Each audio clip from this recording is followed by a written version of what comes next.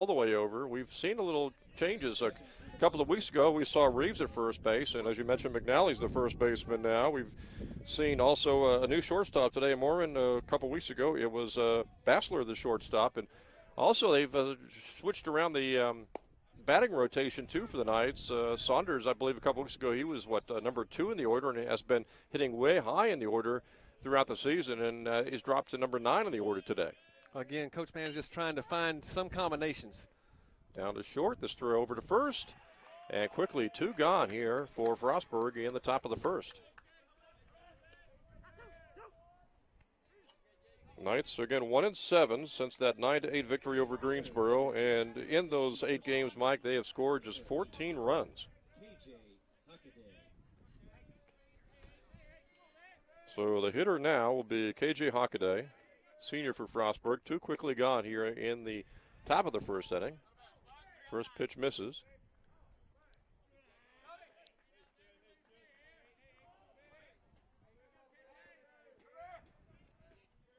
One-zero pitch from Burris. That one's high. Burris also, Mike, a pretty quick worker, too. Yeah, he likes to get the ball and just go ahead and throw. Again, the less time he takes to think about it, the more effective he is. That one's a called strike, 2-1. 2 gone for Frostburg here in the top of the first inning. Frostburg again 1-1 of the conference. And the Knights want to be careful with Hockaday here as he's batting .469. He pops that one up. Going to go out to the outfield. And play made by the center fielder for the Knights. And that'll do it for Frostburg here in the top of the first. We're halfway into this first inning, and we'll come back for the Knights in just a few seconds with the score 0-0 here from Rockbridge County High School.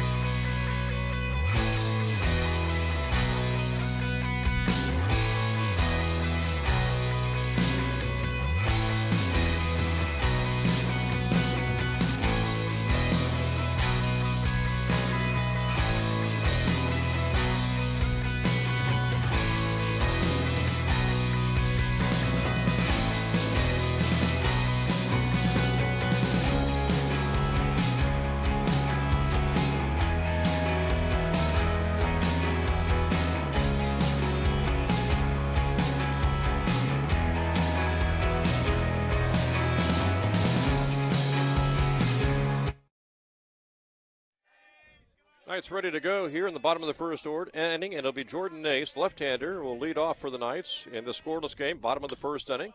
And he whacks the ball towards center field, left center, over the head of the center fielder, to the wall. Nace will take second on a double. As the pitcher, Richardson, a sophomore, Daniel Richardson, fires the ball in on the first swing. Nace lines the ball, and I'm not sure the center fielder, Mike, misjudged the ball maybe? Well, he took a bad angle at it, and then all of a sudden figured out, it's going to go over my head. Great way for the Knights to start. Again, want to put the ball line drives into the gaps. Singles and doubles. Don't have to hit a whole lot of home runs. If you're Hilburn, the second hitter here, are you just looking to go to the right side to advance the runner or looking for a hit? Well, you got to play the percentages and go to the right side, advance the runner to third base because there's so many ways you can score from third. Nace takes a good lead. Bunt, left side, no man's land. That's a hit. Well, and the Knights got that bunt down because they started the runner early, and the third baseman took off to third base to cover the steal. Great bunt. Now the runners are on the corners, and 2 weeks ago, the next hitter, Marcus Begg, hit a home run on this very same field against Greensboro, and I believe it was a 3-run homer, and he can hit one here, it'll be a 3-run homer. Well, again, the Knights just looking to put the ball into play, hit the gaps, anything they can do to get out of kind of the slump that they've been in would be great in Coach Mann's eyes. And the Knights, 7 of 8 of their last games, they have lost. Begg swings and misses, and in those 8 games, they have scored just 14 runs, but they've got runners in the corners and nobody out here in the bottom of the first inning. And I can't tell you how important it is to get at least one run across to get that confidence level up. If the Knights don't get anything here, that could be disaster for a couple more innings. Begg swings and fouls. And so now he is in the hole here, Mike, at 0-2 against the sophomore pitcher, Daniel Richardson. Yeah, and Richardson's throwing the ball hard enough that Begg should just be trying to get to contact and let the ball come off the bat hot because the bats are hot, just not try to overswing here. Yeah, you don't want to strike out here, not with runners in the corners. And that one is hit on the ground to short. Run's going to score. They try to go for a double play, and they turn it. Double play. Frostburg will take that, although the Knights will take the run. Knights will take the run. Like you said, scoring runs have been few and far between from Knights in the last few games, so to get on the board in the first inning is going to be a great confidence booster for them. And that was a nicely turned double play by Frostburg. So now nobody on base, 2 are gone, and here is the DH, Davis Jones, freshman for the Knights. He swings and fouls back. And both these pitchers are working extremely fast. We've seen some pitchers that we've been almost aging for 3 or 4 years between pitches. Jones takes that one high and tight, so it's 1-1. As we mentioned, Mike, they've been really kind of fooling around with the starting lineup and the batting order. Yeah, just trying to find some combination that's going to spark them. That ball hit out towards left center. Easy play, and the Bobcats put it away for the 3rd out of the inning. But the Knights score in their bottom of the first, and we have played 1, and your score here, it is Southern Virginia 1 and Frostburg nothing.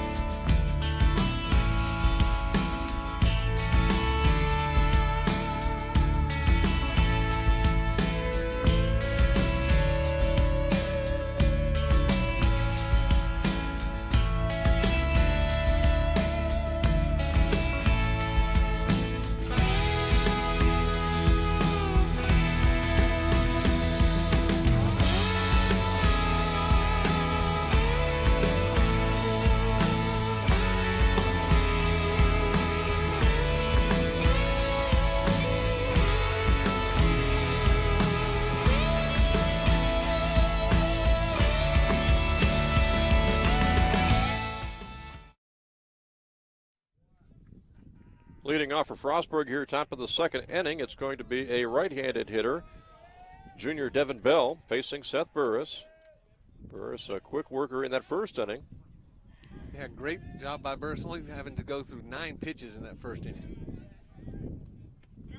And we talked about the offensive struggles the Knights have had. They've really struggled, maybe because of the lack of offense, I guess, to a certain degree, Mike, getting some pitching here in the last week, week and a half. Lost yesterday at Washington at least 6-1. And this is a big stretch of Capital games over the next week or so. They've got Frostburg today, doubleheader at Harrisburg coming up on Saturdays. That ball is launched to left center and back and grabbed at the wall. What a catch by the center fielder for Southern Virginia. And that's Cody Davis making the play. And it looked like for a split second, Mike, there was debate between the left and center fielder, Saunders and Davis, as to whether that ball was going to stay in the park, and Davis pulls it in. Well, the wind was just carrying it further and further and further. Davis able to get up over the top of the fence to bring the ball back into play. Makes you wonder, though, are we going to see a few balls fly out today? Yeah, if they get it up high enough, that wind can actually just keep on pushing the ball further over the fence. So it's going to be imperative that the pitchers keep the pitches down low so nothing gets up high. That ball is hit towards left. It's deep. Saunders there and makes the grab. 2 long balls here in the top of the second. 2 outs for Frostburg. Like we mentioned, Harrisburg on the road coming up on Saturday, and then 1 week from today we'll have this game coming up, a home game against Christopher Newport. So again, it's a very big stretch here the next week or so for the Knights inside the Capital Conference. It is, and we talked about today Frostburg being ranked. Christopher Newport's also ranked. There's 4 teams in the Capital Athletic Conference ranked in the top 25 for Division III baseball.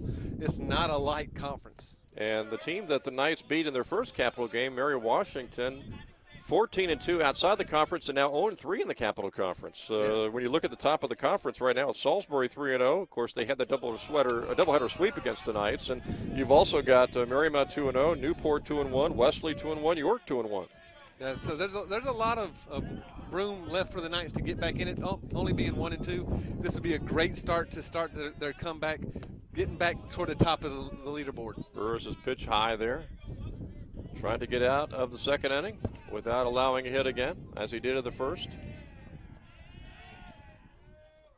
That one's high again.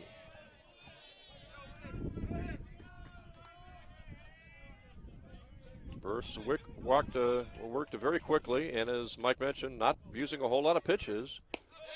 That one's a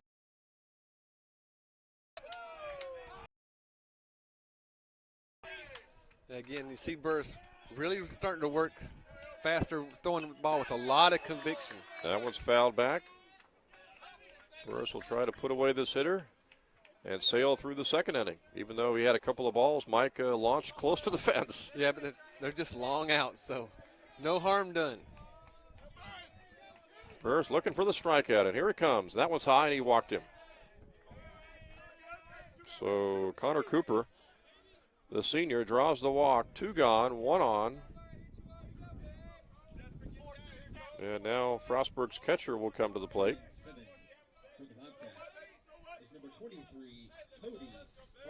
Cody Harmon, he is a junior.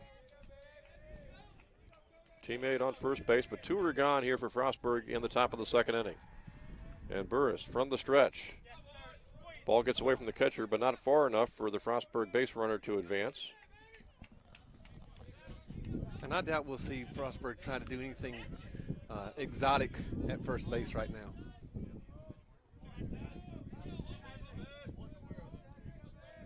Harmon waiting on the pitch here from Burris.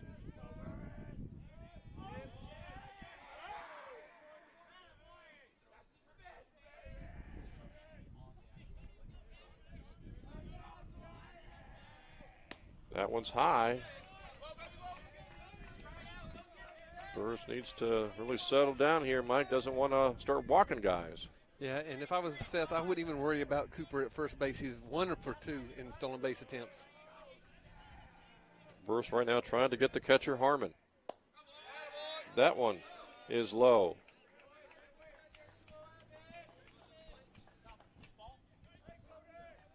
Well, you got to figure Harmon's going to be taken here. Yeah, all the way. So Seth just got to find his groove back right now. That one's low, called ball, and it's first and second. So a couple of walks, and suddenly Frostburg has a man in scoring position. 2 are on the base with 2 gone here. And now coming to the plate will be Zach Keeler. And unfortunately, we saw Seth go from being brilliant to what's going on, 4 balls in a row. You wonder if those long flyouts had anything to do with it. They may have shaken him a little bit. Burris' pitch is a called strike, and he needed that one.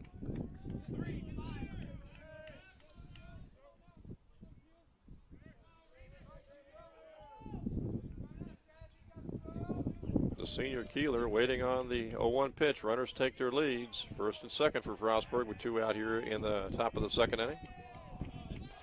Again, I think Seth's paying way too much attention to Cooper. Yeah, with 2 out, you really just got to focus on the hitter. That one, off-speed pitch, is high.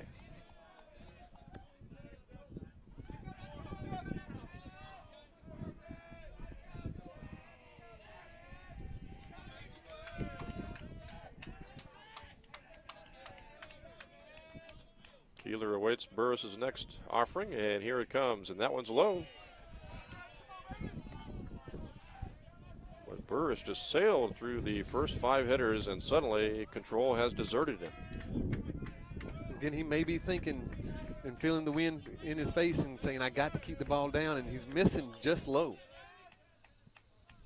Next pitch, called strike there. And now a huge pitch early on in this baseball game for Seth Burris and the Knights. Yeah, Seth doesn't want to mess around. Just go ahead and get the ball into the strike zone. If the ball gets put in play, trust your defense that they'll make the out. Burris taking a long time, staring in. Hitter will back out now.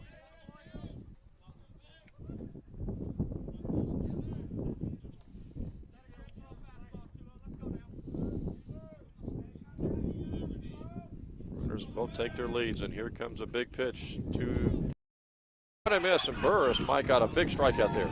That was huge for him, not only just to get goes into the dugout feeling great about himself, ready to get back out whenever the Knights finish their bat. And we have played an inning and a half, and it's Southern Virginia.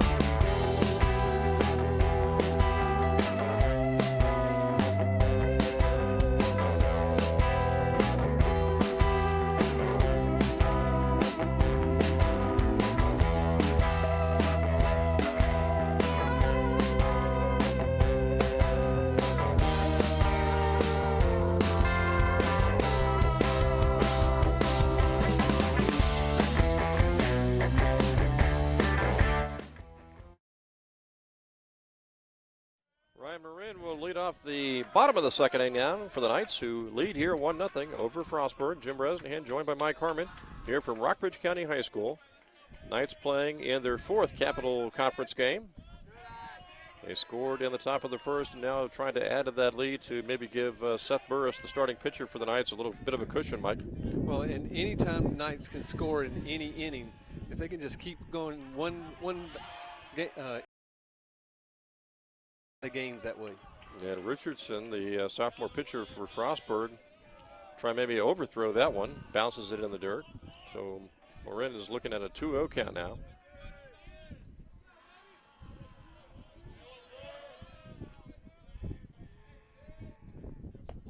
That one's low. And now we're seeing both pitchers get into the second inning and start to struggle after fantastic first innings. See if Morin's taken all the way here. He is. That's a called strike.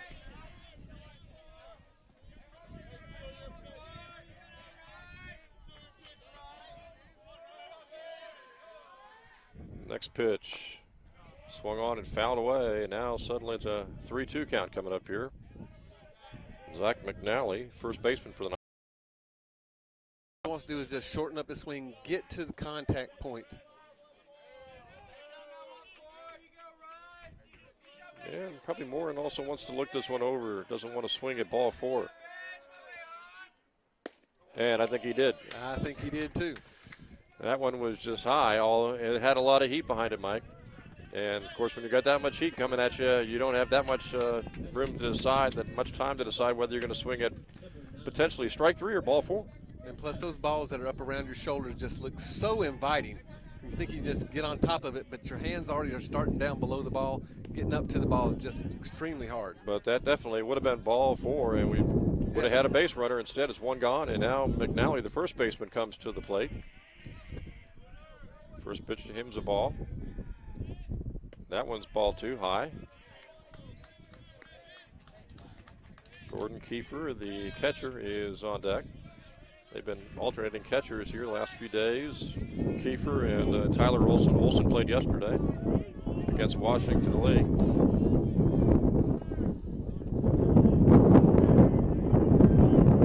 Mentioned how windy it is, as it was a couple of weeks ago. And a ball 4. So 1 on, 1 gone.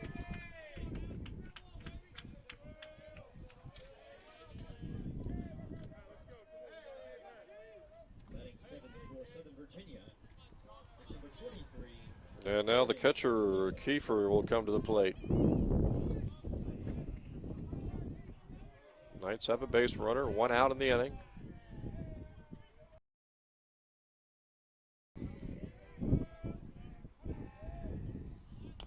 Bunted and bunted foul.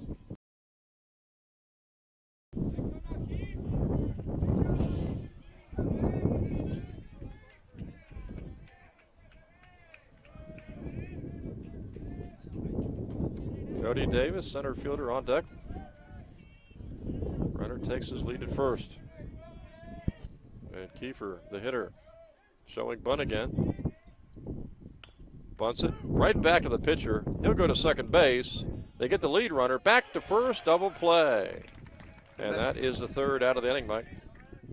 And you don't want to bunt the ball right back to the pitcher if you got a first baseman and a catcher in those combinations trying to leg things out. So we have played 2 innings here from Rockbridge County High School with the Knights on top, 1-0.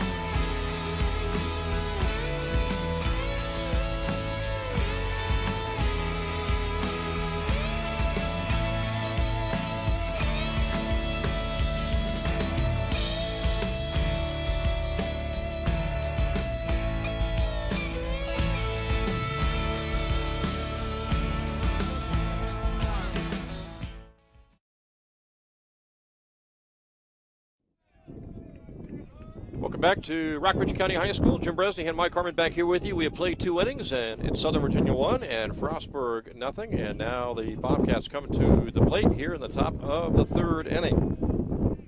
Facing Seth Burris. And his first pitch of the 3rd inning is a called strike. The hitter is Jeremy Romelia, senior infielder for Frostburg. And Burris' next pitch is ripped to shortstop. Morin's there. Long throw. Going to have to hurry. Great throw. And he gets it. Boy, deep in the hole, and Morin made the play. Good scoop, too, by McNally. And Burris gets the first out of the 3rd inning. So Nobody gone, or nobody on, and one out here in the top of the third. And now for Frostburg, it's going to be Greg Schneider coming to the plate. And that's the Seth Burris we saw in the first inning, making those throws. And Morin has really done a good job after that first error he had when he barely made the throw over to first base from shortstop.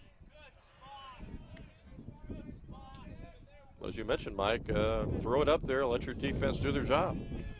Yeah, and so far the Knights have been able to really produce for Burris. That one apparently high. Nobody on base here for Frostburg in the top of the third inning.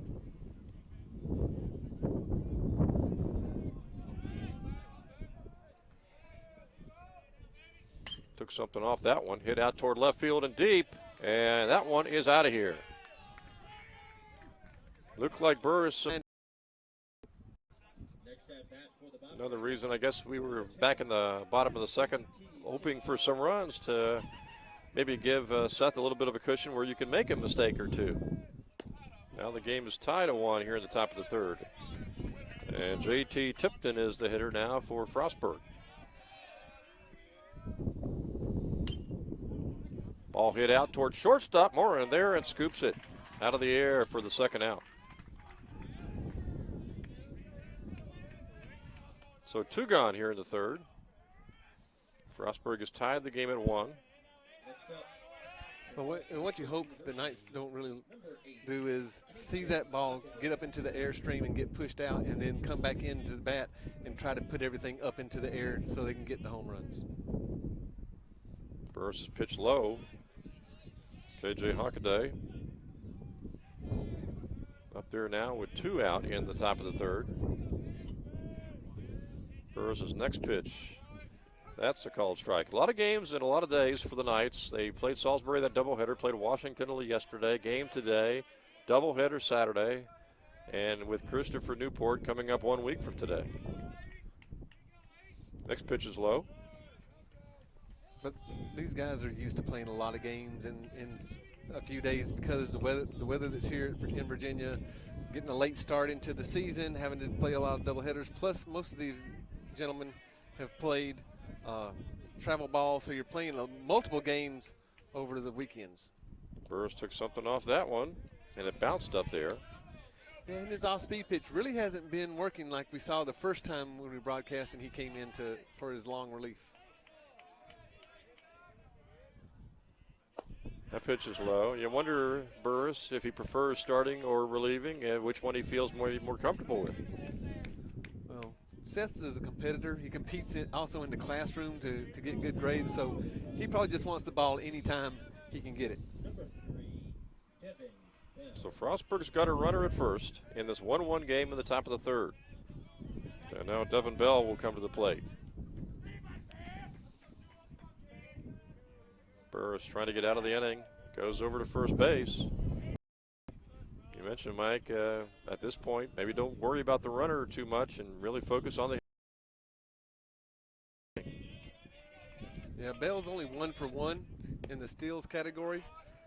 He's not a great threat to go. Plus, with 2 outs, you don't want to get that third out going into second base.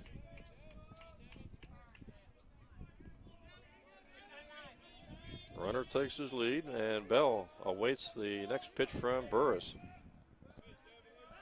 Burris goes back over to first again.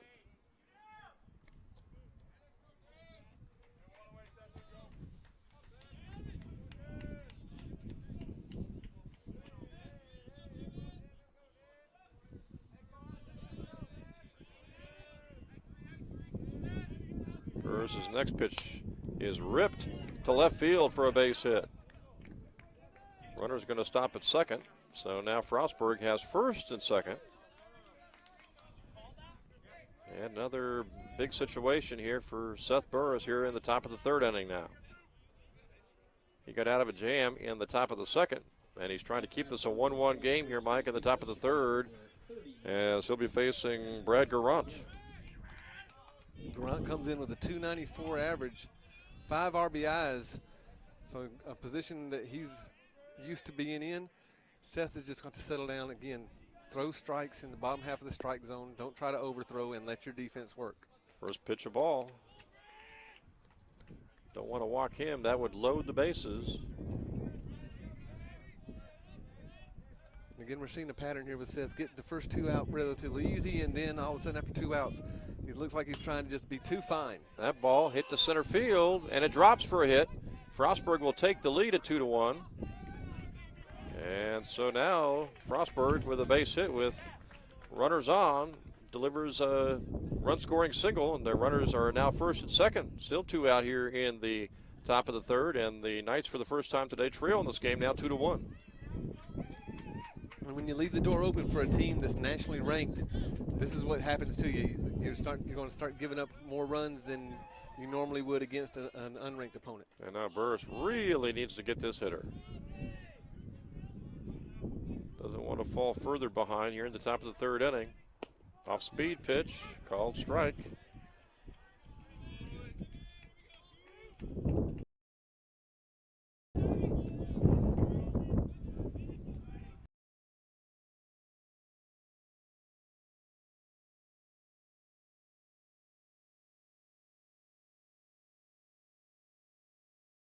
Football, baseball, or the 2 lacrosses, men's and women's, they played a lot more games now than they did a year ago around this time. They have. The weather's been much more comparable to playing instead of having all the snow and the rain that we saw for the first month and a half of the season.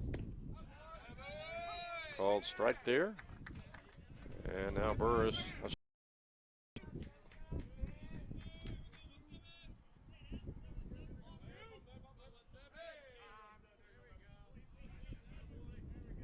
Hitter steps out.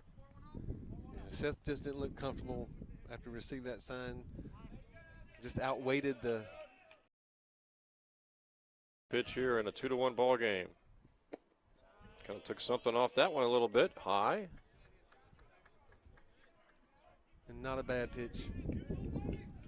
Try to get him to expand his strike zone and go after it.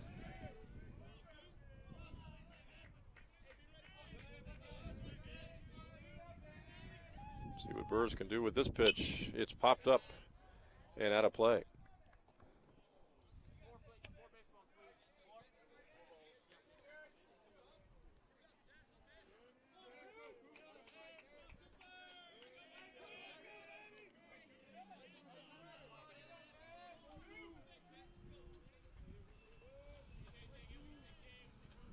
Let's see what Seth throws here. Taking a lot of time. He's still in the driver's seat with a 2-2 count. Steps off, now back on.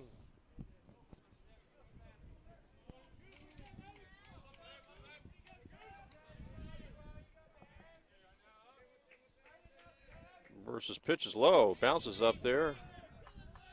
And now he's in danger, Mike, with another ball of putting the bases loaded here in the top of the third. And if he walks one more batter, I'd expect to see one of the coaches go out and talk to him, try to settle him down, get him to relax a little bit and get back into that focus where we saw him in the first inning. This game really, depending on what happens here, the next couple of hitters could really get away from the Knights here in the top of the third inning, trailing 2-1 now. Swung on and missed. Big strikeout to end the inning. So Burris, just like he did in the second inning, ending the inning with a big strikeout. And we are through 2.5 here at Rockbridge County High School with your score, Frostburg 2 and Southern Virginia 1.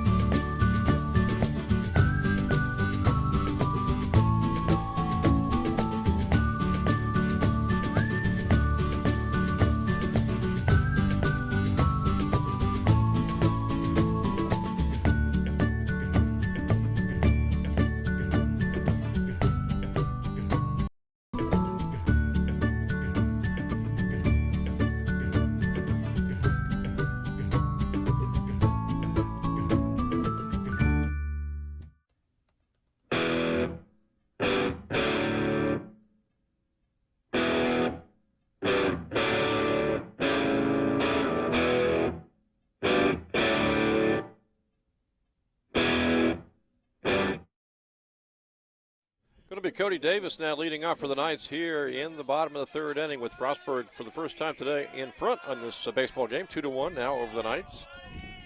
Knights took a 1-0 lead. Frostburg tied it and took the lead at the top of the third inning. Cody Davis to be followed by Ryan Saunders. Again, all the Knights need to do is look for singles. Look to get the ball into the gaps. Singles. Don't have to go for home runs. Be selective at the plate. Drilled past the shortstop into left for a hit. So Davis is on. Now Saunders will come to the plate. I mentioned that earlier in the season, a few weeks ago, Saunders was at or near the top of the batting order, and right now at the bottom of the order. And unfortunately, all the Knights have seen their batting averages go down. Coach Mann's just trying to shake a few things up. It's always nice to have someone like Saunders, though, at the bottom of the lineup to get the lineup turned over to the top. Now the question is, will he bunt here with a runner at first? Knights came into the ball game 5-11 on the season overall, Mike, and with a .214 batting average and just a .313 on base percentage. Just 3 home runs on the season. We saw all those home runs as the base runner goes. Saunders hits the ball solidly to center field and over the center fielder's head. And now Davis circles third. He will score to tie the game at 2 as he is able to get in ahead of the throw. And it looked to me like pretty much Nace's drive out to left center, this time straightaway center. Center fielder maybe because of the wind perhaps kind of misjudging that ball.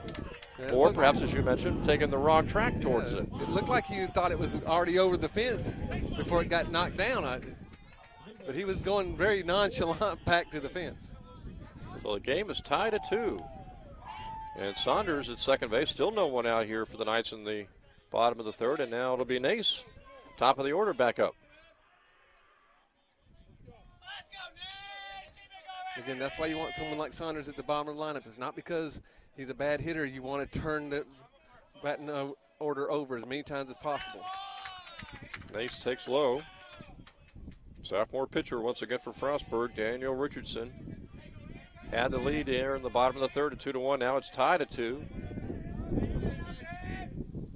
Nace, off-speed pitch, fouled off. Hilburn is on deck.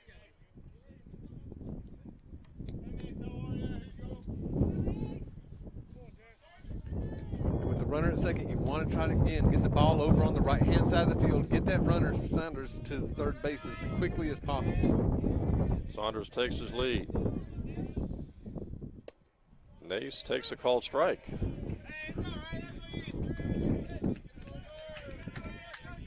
Two strikes on him.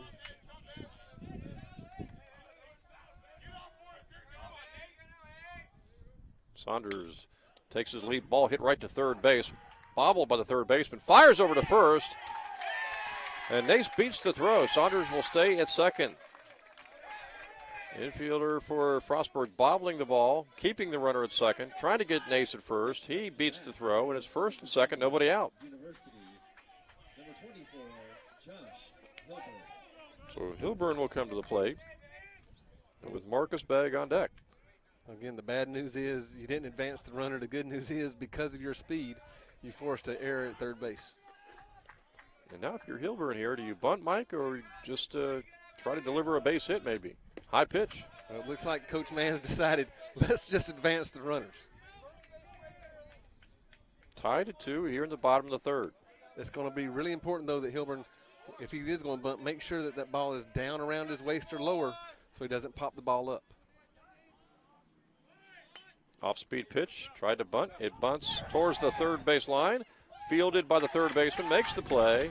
Gets Hilburn, but the runners move up. And that was a decision by the third baseman to grab that ball early instead of letting it roll down the line. And y'all depends on the spin, I guess, as to whether that's going to go foul or not. It looked like, though, the way it came off the bat and it was coming back towards the foul line, that one or two more bounces, it could have gone foul. So now second and third, one out, and here is Marcus Begg, who hit a 3-run homer just a couple of weeks ago on this very same field against Greensboro. He's trying to repeat that right here. And what he really would like to do, if nothing else, is drive the ball into the outfield on a line and maybe have a 2-run single. Any way he can get the ball into the outfield and get it to where the outfielders are playing, will score a run for the Knights. High pitch, fouled back. One thing you don't want to do here is strike out. Exactly. Runners at second and third, you've got, again, to advance them. Get a productive out. Even a ground ball to the right side will score to the runner, and so the Knights will be able to take that lead back. That one's low.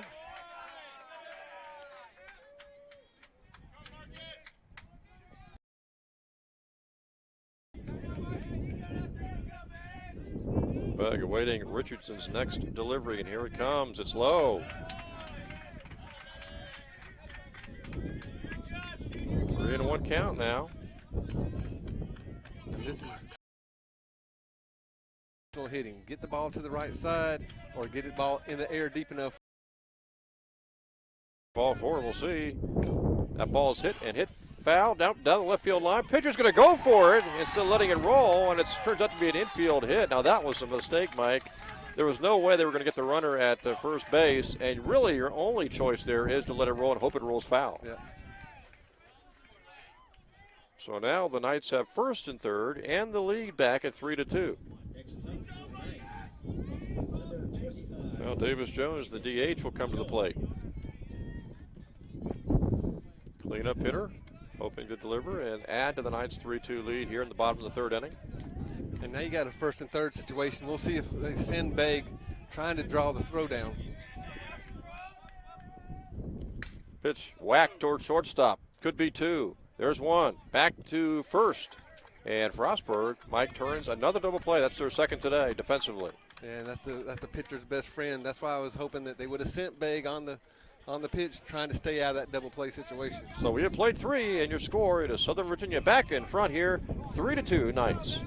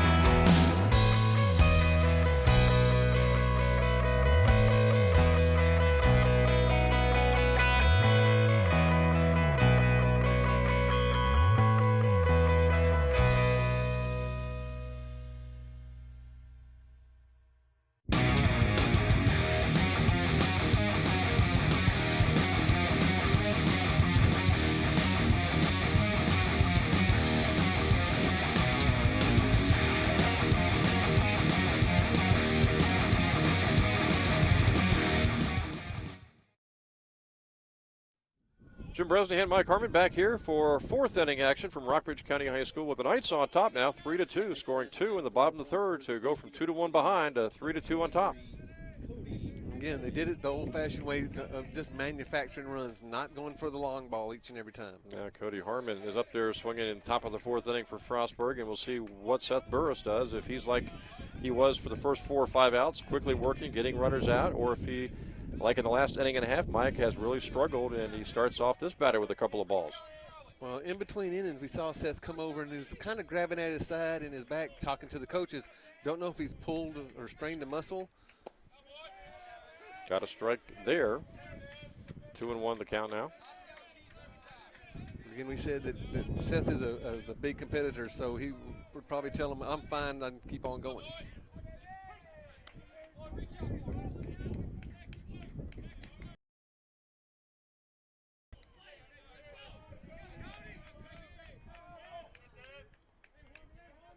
Burris trying to get the leadoff hitter. Fouled and out of play. Doesn't always work that way, but the more often you get that leadoff hitter every inning, it helps. Yeah, and Seth has done a great job of getting the leadoff hitter. It's been after the second out has been the downfall to Seth in these first few innings. 2-2 pitch. Off-speed pitch, struck him out. And again, that was a ball that they swung at. But when it's coming up a letter high or a little bit higher, it just looks like a beach ball, and everybody thinks that they can hit that high fastball. So one gone for Frostburg here in the top of the fourth inning, and Zach Keeler will come to the plate now for Frostburg.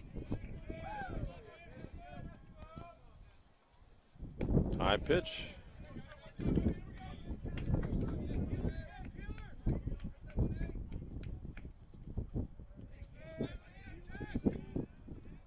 One-0 pitch.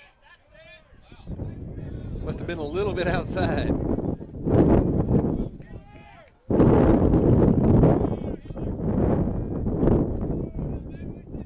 Back comes Burris high again. So he's 3-0 now to the hitter, Zach Keeler, the senior.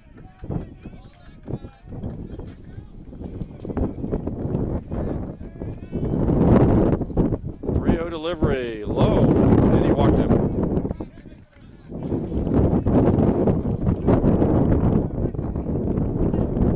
So one on and one gone here in the top of the fourth inning.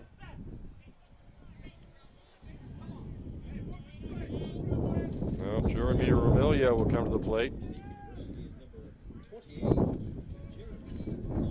One on, one out here, Mike, and Burris really trying to settle down with his control. Got a few strikeouts in the first 4 innings, but also a few walks.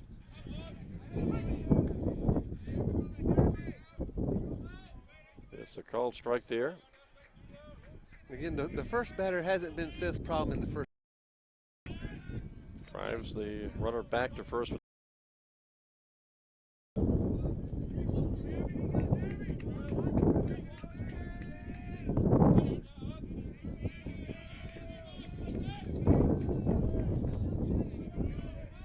That one bounces, and the runner will move on to second base.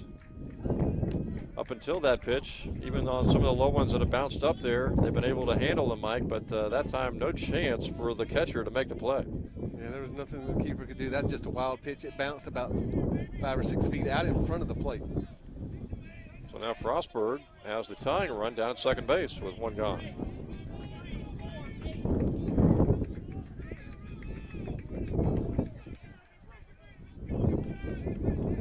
Amelia waiting Burris's next delivery.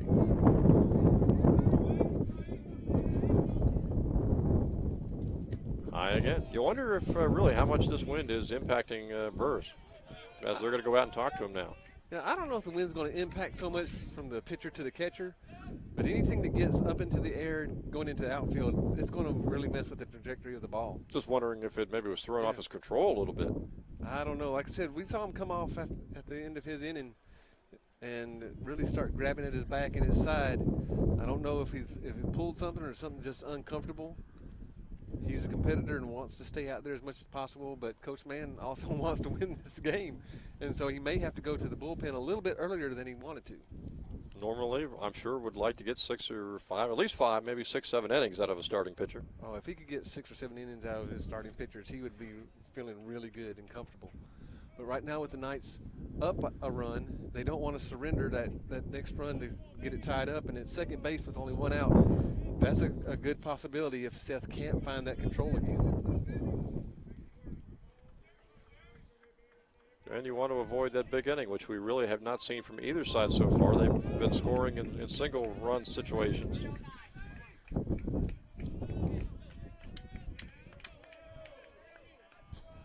Seth trying to deal with the hitter right now with a runner at second, and only 1 out.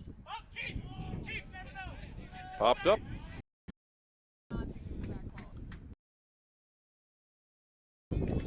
So 2 strikes on the hitter now.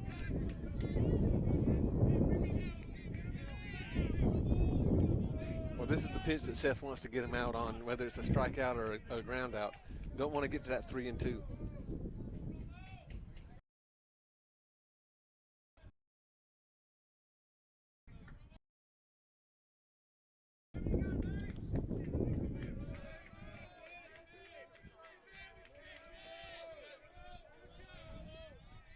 Burris ready to throw, and that one is strike 3. Took a while for the umpire, the home plate ump, to signal a strike. That's a big out.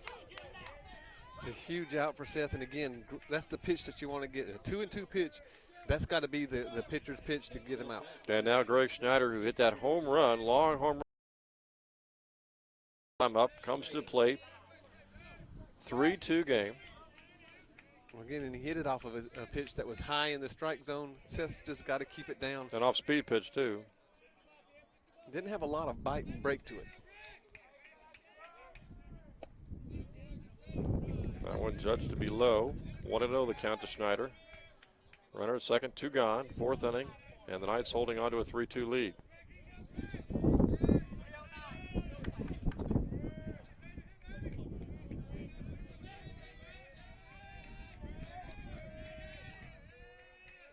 Burris' next pitch.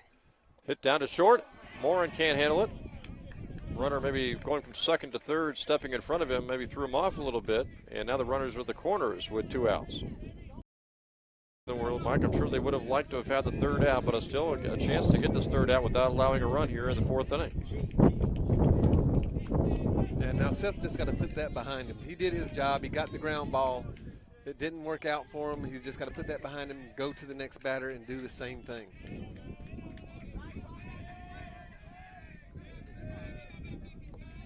JT Tipton, the hitter, with 1st and 3rd, 2 out. Pitch bounced in the dirt. Catcher makes the grab, throws over to Burris, but the runner from 3rd slides home. And Burris couldn't hold on to the throw anyway. So I don't know if they'll count that a pass ball or a wild pitch, very close in between. And doesn't really matter. Frostburg scores to tie the game at 3 here in the top of the 4th inning. Yeah, I think they'll have to judge that as a wild pitch. It bounced so far out in front of home plate. Kiefer did the best he could trying to get his body in front of it, just not able to slide far enough over to the side to keep it in front, and it bounced off to the side. Now Schneider's at second base with 2 gone. And suddenly Frostburg with a base hit can take the lead here in the top of the 4th inning.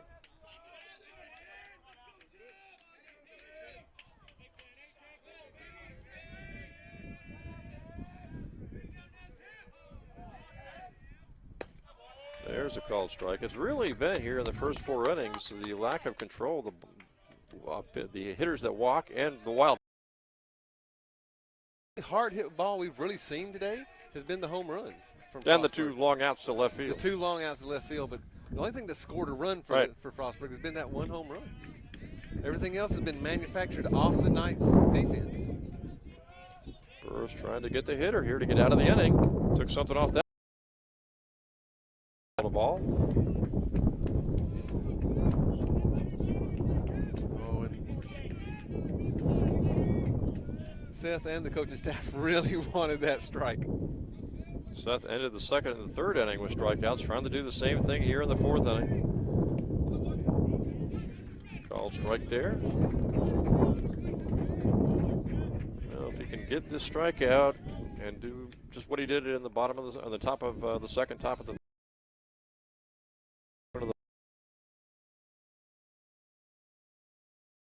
runs isn't going to win a Capital Conference baseball game. You're going to have to get 6 or 7 runs. Here's the pitch, and they ruled a walk. So 1st and 2nd, 2 outs.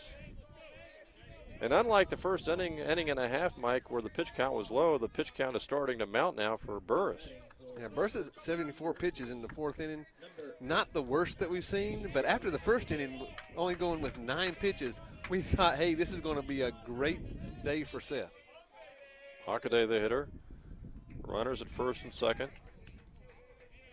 Hockaday's probably thinking about a gapper that will drive home 2. Burris trying to think of the 3rd out here to get his team into the dugout in the bottom of the 4th inning.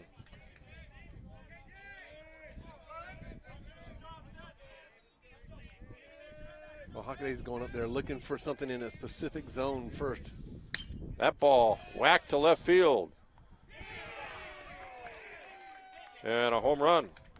Blasted over to left field fence. That ball just carried, Mike. And Hockaday, with that 3-run homer, has suddenly given his team a 6-3 lead. Yeah, and that wasn't let me put the ball into the air homer. That was a line drive shot that was just straight over the left field fence. And suddenly Burris has allowed 6 runs here in 3 2/3 innings. And you wonder how long of a leash Coach Mann is going to give Seth. Is this going to be his last inning, or is he going to keep on going with him? Well, you were right. 6 or 7 runs at least to win a Capital game. And to win this game, the Knights are going to have to score at least 7 now.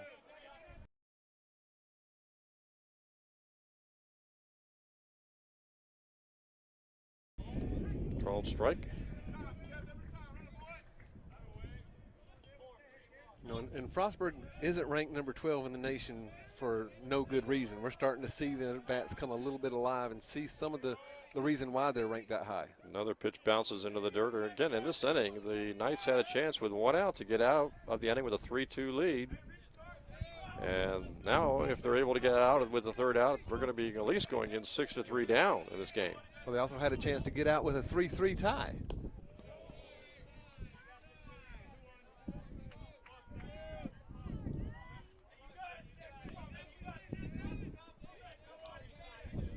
Bell, the junior, awaiting the next pitch from Burris. 2-1 count. Off-speed pitch, no. 3-1 now. You wonder if this might be his last inning of work. Yeah, with the pitch count getting up that high and the ineffectiveness we're seeing from Burris now. Or possibly his last hitter, maybe. Swung on, fouled back. Well, like you said, there's a lot of games this week that the Knights have played and will play. We don't know the status of all the pitchers on the team and don't know where they're at as far as rest or their status as far as injury. That ball hit straight up in the air. Third baseman, now Morin, the shortstop will call him off, and Morin takes it for the 3rd out. So that's the 3rd out of the inning. We have played 3.5, and it's Frostburg on top here, 6-3.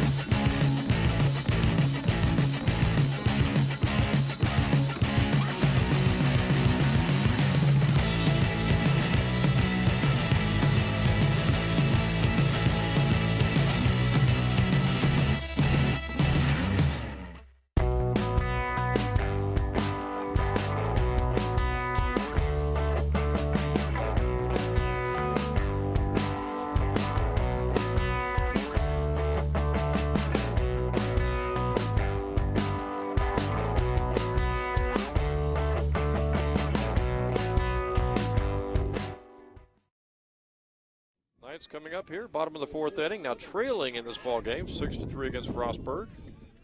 Ryan Morin will be the opening hitter here in the bottom of the 4th inning, and now the Knights are forced to try to rally here, Mike, in the last of the 4th inning. And just the converse of what's going on with Burris, you have Richardson only with 36 pitches. And that ball driven out toward the outfield, but this time the center fielder there to make the play for the 1st out.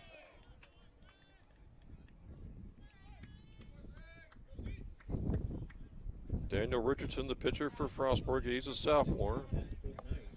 He's dodged a few bullets in the first 3 innings, but now he's got a 6-3 lead. And if he frees up some of his pitches and not try to be so fine, understanding that, hey, my offense can score a lot of runs. Zach McNally, first baseman, pops it up.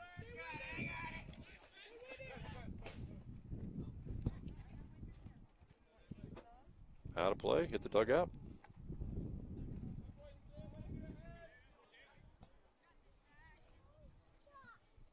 And in our last game, no foul balls came close to us. One about 10 feet away. This one maybe 15 or 20 feet away. And in neither case did Mike Hartman make a move to catch either of those balls to protect the webcasting crew. I knew that they were far enough away from us. Although Coach Mann's son almost took it.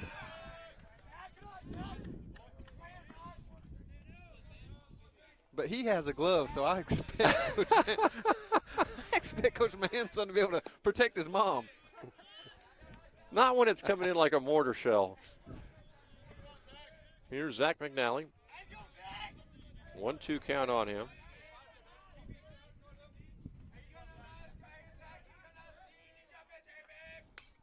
That one is popped up and out of play. And for those who haven't noticed, even with nobody on, Richardson throws from the stretch. Yeah. Must feel more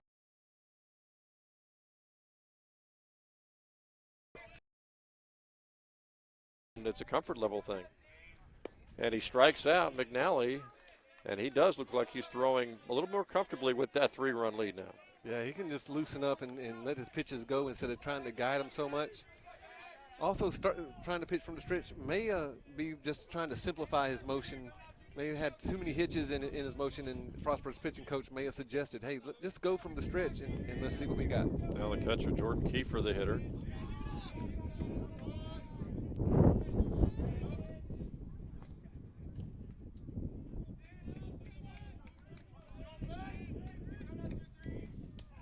Couple of high pitches, and he's got a 2-0 count on him.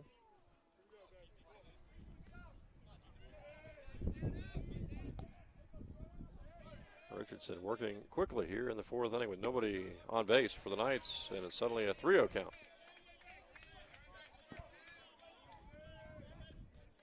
Now maybe he's pitching just a little bit too free.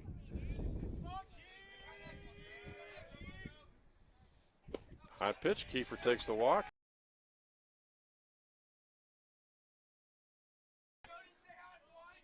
Now at bat for Southern Virginia University, number 1, Cody Davis. Well, Davis drove the ball nicely his first time up.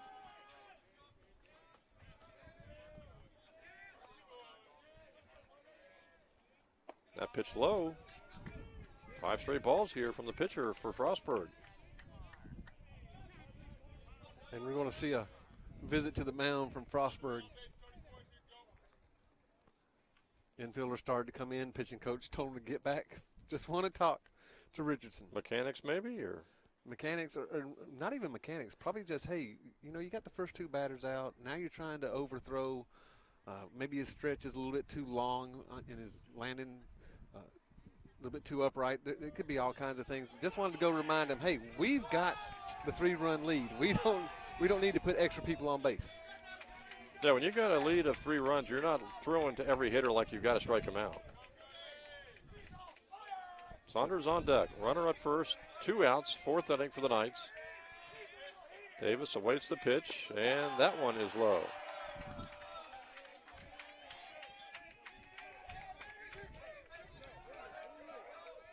Knights trying for a 2-out rally here in the last of the 4th inning. Richardson's pitch low, and the ball gets away. Kiefer's going to try for second base. High throw down there. Safe. Boy, he took a while to decide whether he was going to go on that wild pitch, the ball that got away from the catcher, and then just barely made it, Mike. That almost seemed tailor-made to be almost a trot down to second base if you go right away, but when you hesitate like that, that could have been disaster for the Knights. Yeah, and Kiefer's also coming back from an ACL tear, which made him a little bit slower also. Maybe it was the reason he hesitated. Yeah.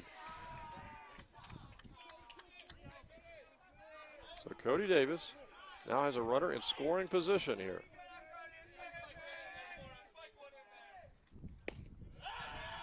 And he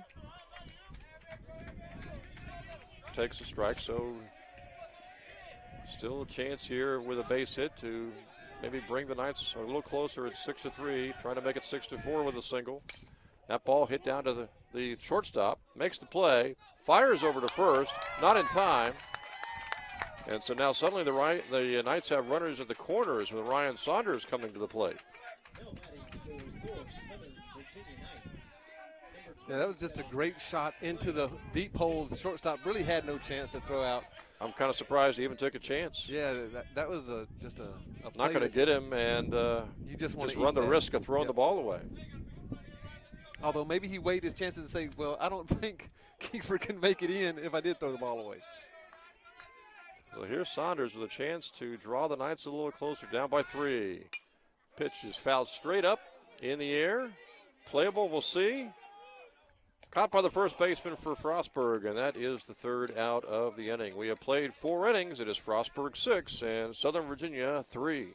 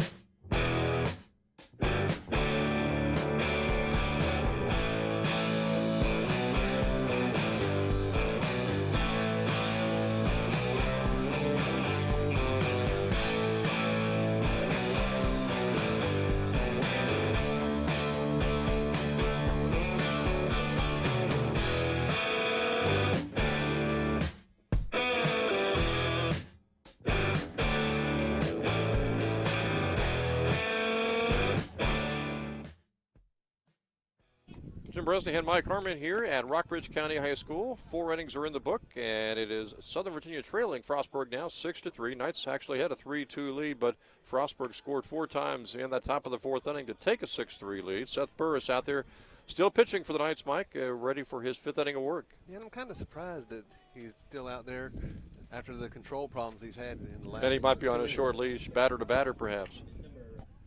But again, we don't know what the pitching setup is for the rest of the weekend. A doubleheader that they can win against Penn State Harrisburg, and that would help catapult them even further into the top of the Capital Athletic Conference. The Harrisburg is 1-2 in the Capital Conference. Ball is fouled.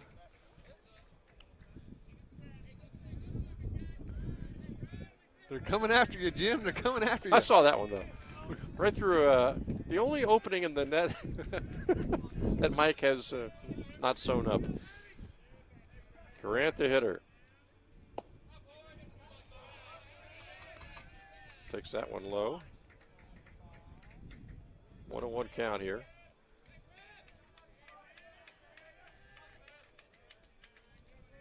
Burris would like to get a quick inning like he did in the first couple of innings.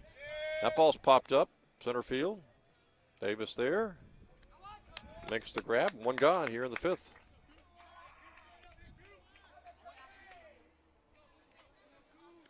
And again, it hasn't been the first batter that's given Seth the problems.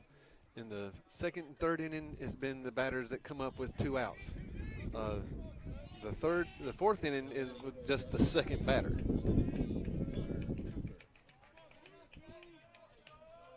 Connor Cooper, left-handed hitter. With 1 gone and nobody on here. You really think this almost has to be maybe Burris' last inning. Pitch count is really getting up there. He's at 86 pitches now, and usually you don't want to go above 100.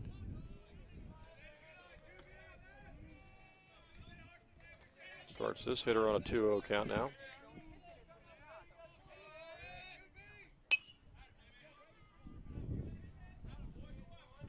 Ball fouled out of play.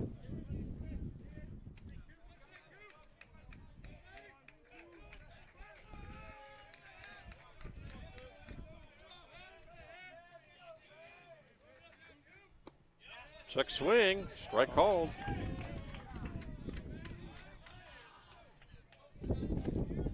2-2 now on the hitter. And that was fortunate. We're sitting on a great angle there, and I don't think he really broke the plane of the plate right there, but we'll take it. Off speed pitch, ripped into right field, base hit.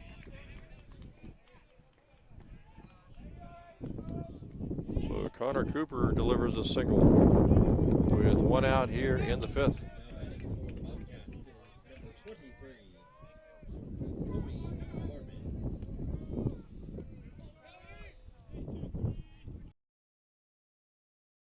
Cody Harmon comes to the plate now with the runner at first and 1 out here in the top of the 5th inning.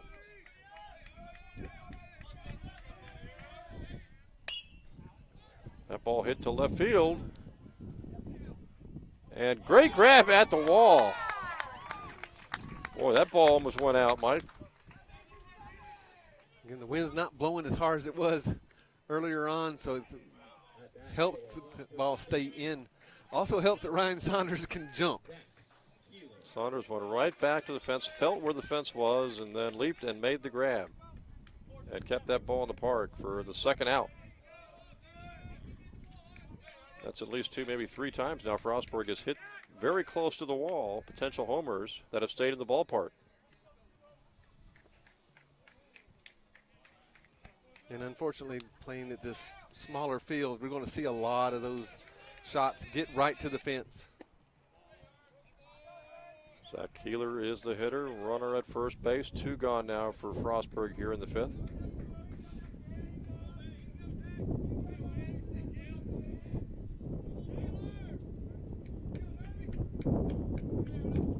Runner goes. That ball fouled away.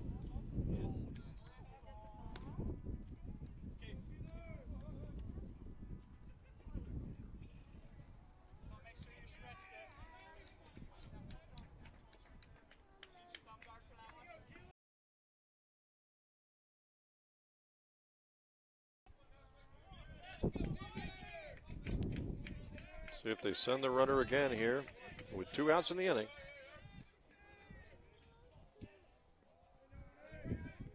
Burris comes to the plate, off-speed pitch. That's a ball. Burris trying to get out of this inning, Mike, and hoping his teammates can get a couple of runs in the bottom of the 5th. Well, the Knights have shown that they can get runners on base. Just got to be a little bit more effective in pushing them across home plate.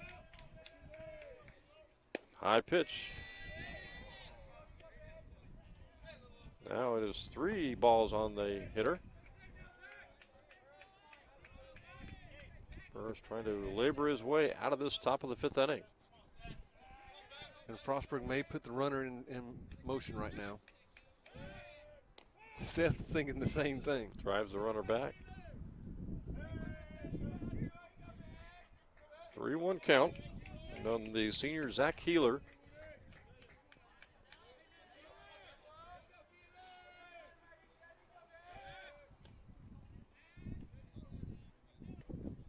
Cooper back easily on that throw over.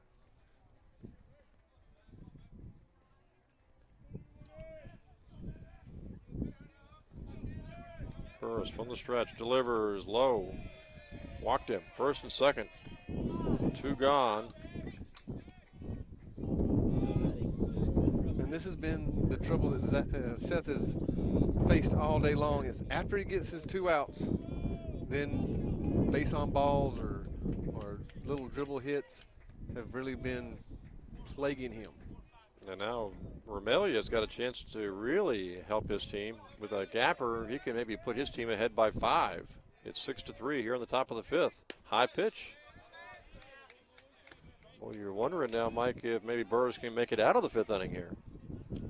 Yeah, I would have him on such a short leash right now. If he can't get a strike in the next 1 or 2 pitches, well, he may have to be visited at the mound again. He's been high, he's been low. That one swung on, fouled back. So it's 1-1.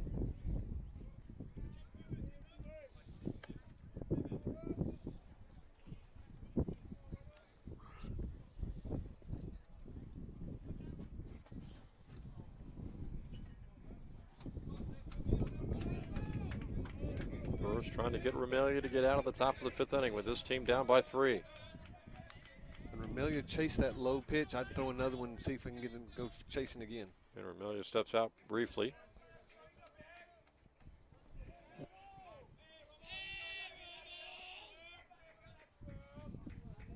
Burris ready to deliver. Fires. That one's fouled out of play. 2 strikes on Romelia.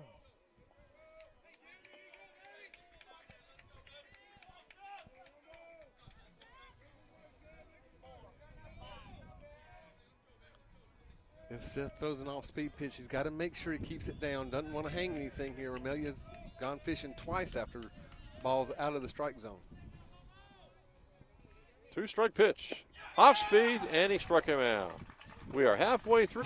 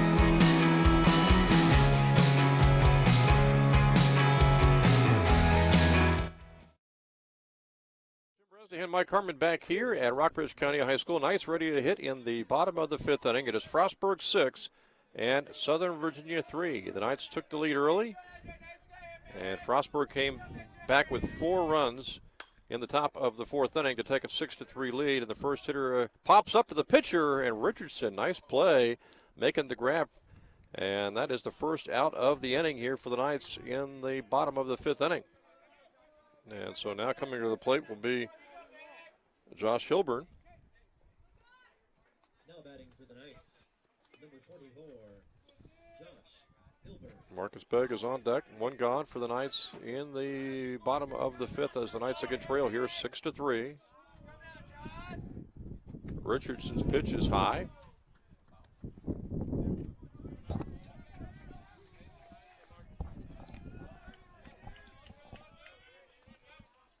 Next pitch, that ball is popped up left side, deep. Left fielder going back, has a beat on it, and makes the grab at the wall for the second out of the inning.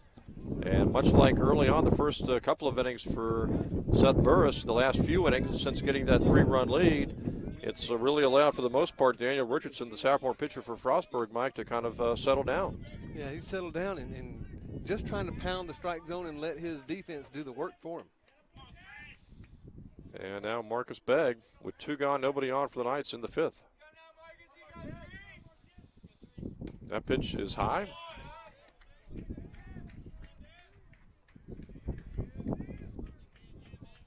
Begg had a home run on this field, of course, a couple weeks ago against Greensboro in a 9-8 victory for the Knights. And most of the Knights had a great game that day in the batter's box, and also against Mary Washington had a great game. But after that, we've seen just a decline in power numbers. Begg drives this ball left field. Looks like it's out of here, and is. So Begg takes advantage of the wind and drives that ball over the left center field wall, and the Knights are within 2 now at 6-4. Again, got the ball up into the jet stream there, so to speak. And you're not kidding about jet stream. Next thing you know, you'll be talking about turbulence. I'm a frustrated meteorologist. Davis Jones, DH, to the plate now, with the Knights now only trailing by 2 at 6-4, and he rips that ball right side but foul.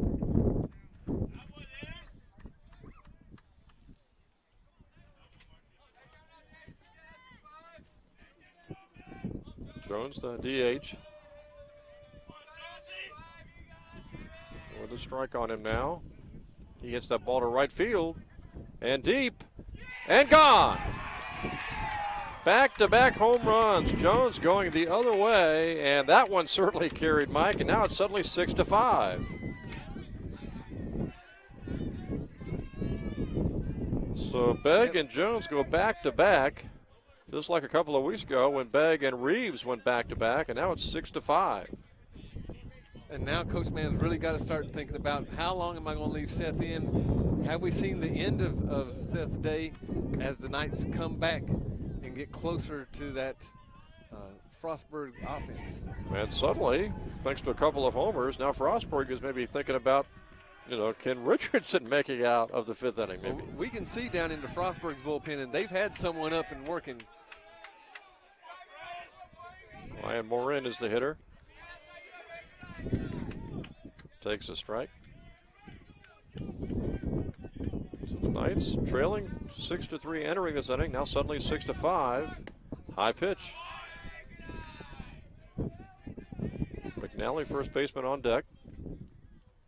No one on base, 2 gone in the inning. High pitch fouled back.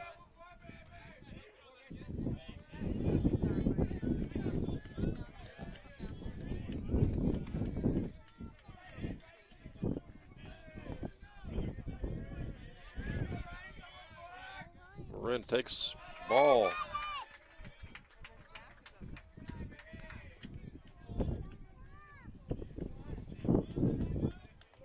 2-2 count now with 2 gone in the inning.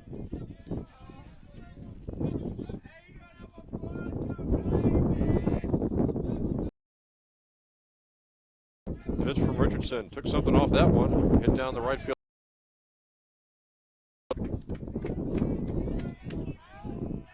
Good to see the Knights going down the other way, down the right field line. And so trying to pull everything. That one is hit to right field. This time the right fielder there to make the play for the third out. But the Knights get 2 runs here in the 5th inning thanks to a couple of homers. And we played 5 with your score. Frostburg 6 and Southern Virginia 5.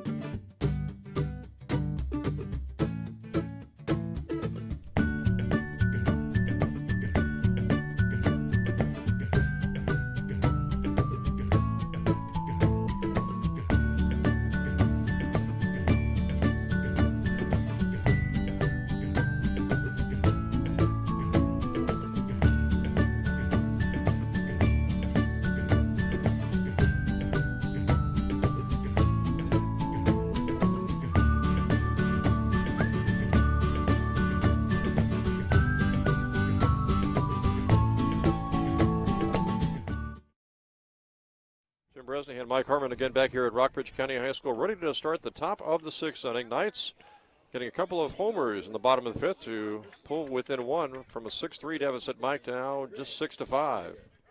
Great job by the Knights getting the ball up into the air and letting the wind help them out. Very surprised to see Seth Burris back up. First time at bat is the ball down to Begg, scoops it, fires, and gets him. So now Burris really would like to see one of those 1-2-3 innings. Got the first hitter. And if he can do that, again, capitalize on that momentum that the Knights had. Get a couple of runs in the bottom of the 6th, and suddenly you're 9 outs away from a victory. Hitter is J.T. Tipton, and that ball is low. Boy, when Seth has been off, control-wise, he's either bouncing it up there or way high. And Jordan Kiefer's taking the brunt of it behind the plate.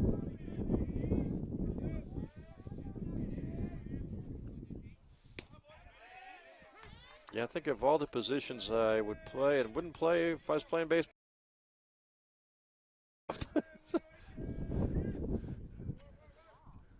Swung on a miss. Nice off-speed delivery there. Well, the catcher and the pitcher, the only players that touch the ball on just about every play. So if you're one of those people that have to be in control, that's where you want to be. Next pitch low, bounces again.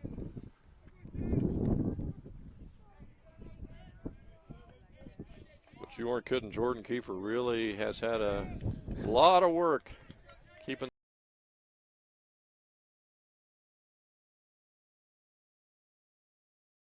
Nice catch. Davis. Cody Davis coming in and making the grab. He judged right away he was going to have to probably dive for that ball. Made a nice incoming run at it, Mike, and then protected it and grabbed it. Well, he knew that he was going to have to go down to the ground, so you saw him lower himself automatically, not come up in a full stand-up position and then dive straight down to the ground, but lowered himself so he could look the ball all the way into his glove. And then that, and if you don't catch it, you want to make sure it doesn't go right behind you, because if it does, that could certainly 3 bases, depending on the speed of the hitter, and it could well be an inside the park homer. And so he did a great job just making sure, very technically sound, going down to the ground. If he would have missed that ball, he would have trapped it right against his chest. Hockaday, the hitter, 2 gone now in the inning. You got to figure maybe this will be Burris's last inning of work, but then we've been saying that for the last 2 innings, I think. Well, he's a warrior. Coach Mann just keeps putting him out there and telling him, compete, compete, compete. Here comes Burris's delivery, and that one's high.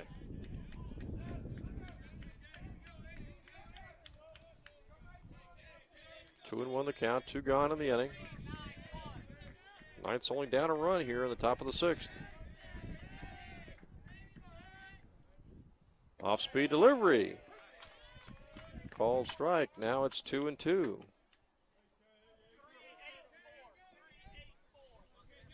And right now, Seth is just wild enough to keep the Frostburg batters a little bit confused. That one's high. Oh, nobody on. He can probably afford a walk, but wants to get that third out. And unfortunately, the last few innings, that runner that got on after 2 outs has been the ones that have come around. Off-speed delivery, right in there for strike 3. What is that, 4 innings now maybe that he has ended the inning with a strikeout? Yeah, and again, this was a much better job than we've seen in the last few innings where he's got the 2 outs and then allowed runners to get on base. And we're in the bottom of the 6th coming up with the Knights only down a run. 6-5 is your score.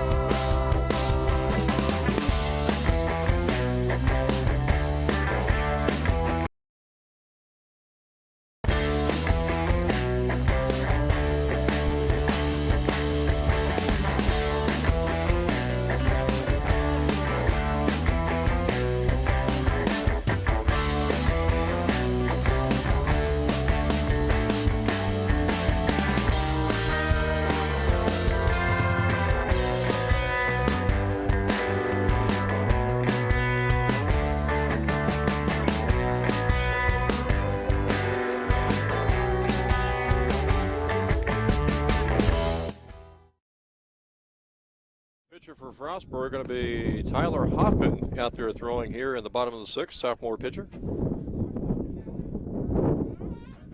Hoffman comes in with a 0 ERA. He's appeared in 1 game, at 2 base on balls, 1 strikeout. Richardson leaves, started with a 4.76 ERA and leaves with just about that, giving up those 5 runs to the Knights. And the Knights only trailing by a run here in the bottom of the 6th inning with McNally leading off.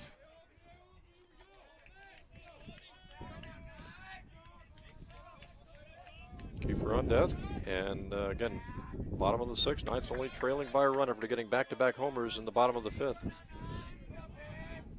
Hoffman's delivery launched to center field, and it's found the gap into right center field for at least 2 bases. McNally slides into second, got a double. So there is your tying run.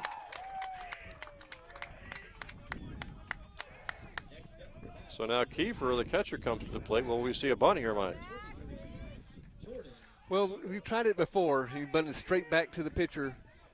In this instance, it wouldn't be that bad, but if he's going to bunt, he's going to have to go to the third baseman. Zach is not the fastest runner on the team, so you have to pick your poison here, but getting that run to third base is paramount. Kiefer, the catcher, showing bunt, and he gets it down right in front of the plate, but it rolls foul.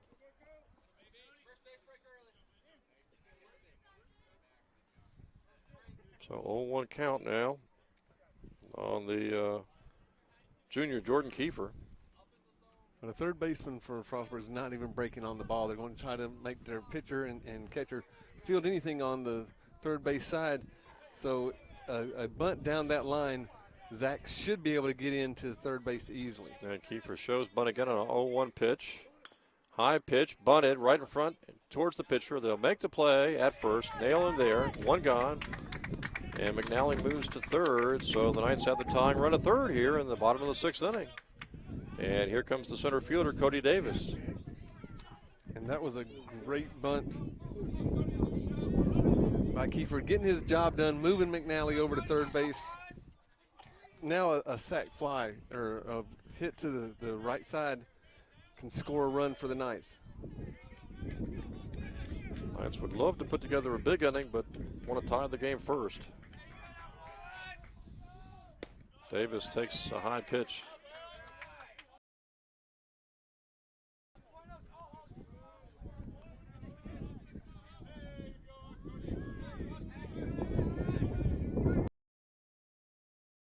Hit to third safely, so McNally's at third. 2 gone now, and it's all up to Ryan Saunders.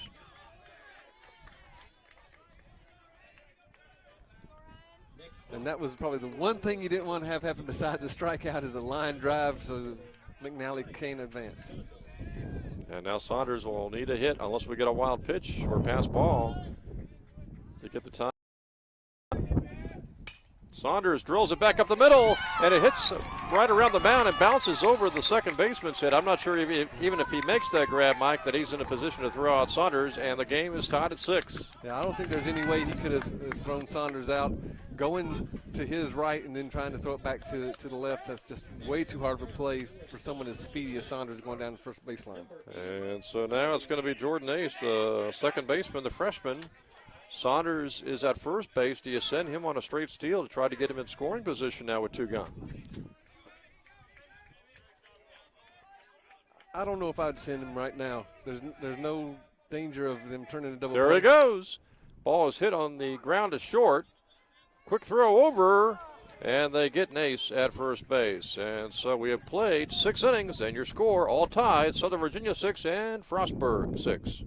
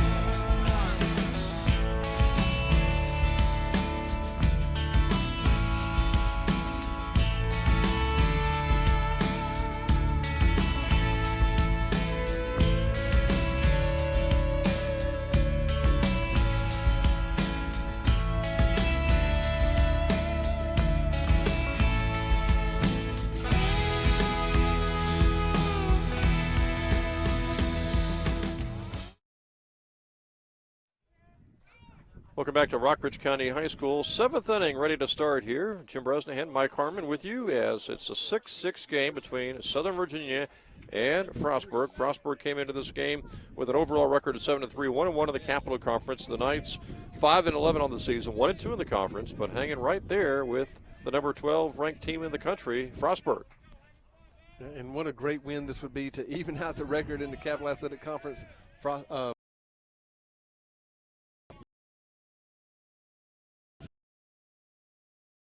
That the Knights really match up well with and have potential to sweep that doubleheader. Yeah, beating Mary Washington, and you mentioned the tough doubleheader loss to Salisbury, and a victory here, and maybe some of the on the schedule would really bode well for the Knights as they obviously try to finish high enough to make it into the postseason tournament. And that's the goal, is to be one of those top 6. They understand that, Christopher Newport and Salisbury, they're usually going to occupy one of the top 2. All Coach Mann wants to be is one of those top 6 teams to get to that postseason tournament, because then anything can happen. Devin Bell with Burr still out there throwing here in the top of the 7th inning. A lot of pitches thrown in 6 innings by Seth Burris. Yeah, he's at 115 pitches right now. Don't know how the effectiveness is going to continue. Called strike there.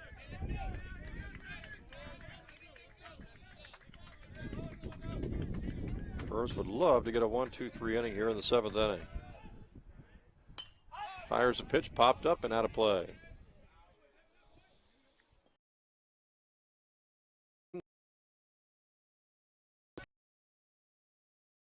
Capital victory, 3-4 on the season, and really getting a lot of good production offensively from freshmen. Yeah, all the teams are doing much better than we saw last year. It's just, the teams are another year older. The coaching staffs are another year in place, and it's all about continuity. The more continuity you can have, obviously the better teams you're going to have, and the Knights are starting to reap some of those benefits. And, of course, no big surprise in lacrosse, men's or women's. Salisbury right there at the top. Yeah, that's Lacrosse Central in Salisbury, Maryland. Frostburg gets its lead runner on here in the 7th inning. Called strike on the hitter, Brad Bell, the runner at first.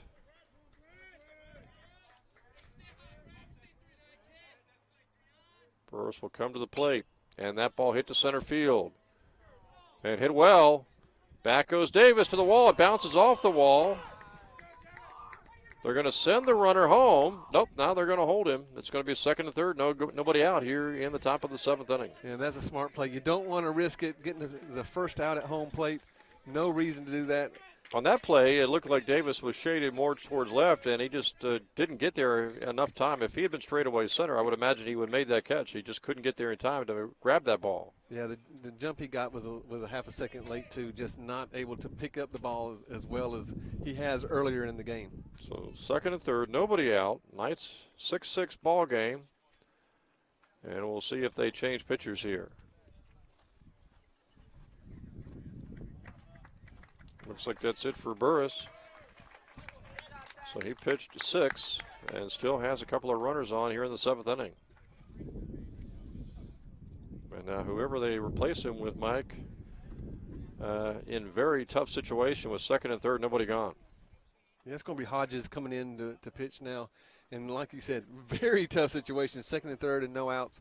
If he can get out of this, the Knights have to really feel good about their opportunities and chances. Hodges, 5'11", 195 pounds, sophomore. I guess in some respects looked upon maybe as the closer, but going to have to almost do a closer's job here with second and third and nobody out. Yeah, and if you look at him, he has a little bit of an unorthodox delivery. Not truly sidearm, not truly a three-quarters, just a little bit of a hitch in between.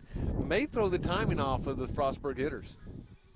You don't see too many sidearm pitchers, and one thing you used to see, not frequently, but maybe 40 or 50 years ago in the major leagues, is submariners. You don't see submariners anymore. Well, the Dan Quisenberry types. I guess Quisenberry was basically a submariner. Colby, Eckersley, they were all submariners, but the pressure that puts on the elbow is just tremendous. And so a lot of people have gone away from that, trying to save their arms. I don't know, maybe because it was just off the wall as a kid, I was thinking, that's cool. Well, the other thing you don't see a lot, especially in upper leagues, college, knuckleballs. Yeah. You know, and on a day like today, that knuckleball starts dancing around. That could really throw some problems. I think we talked about that last year on some of the webcasts for baseball. Is arms, but I guess just the control factor and the time it takes to learn. And the one thing you never see is a guy who uses a knuckleball in a special situation. Yeah. And I don't know if they still do for knuckleball pitchers if the catcher has to have a special bigger glove or whatever. Well, that's just been recently that they've gone to that bigger glove, trying to make sure that they can trap anything. I think it's a little bit of a cop-out for some of the catchers. They say, the ball moves so much. Well, you have to move too. They're getting so used to this pinpoint control that most pitchers have, and a knuckleballer, once he lets it go, it's going to go wherever the wind currents take it. And there's no way to tell, Mike, how often they doctor the ball, right?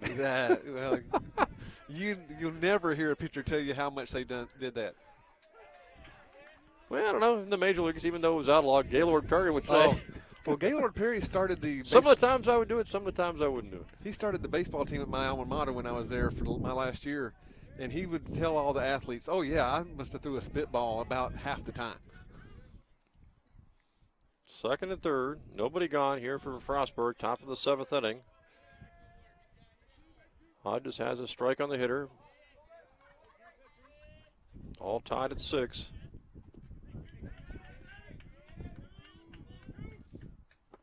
Low pitch, and it's a 1-1.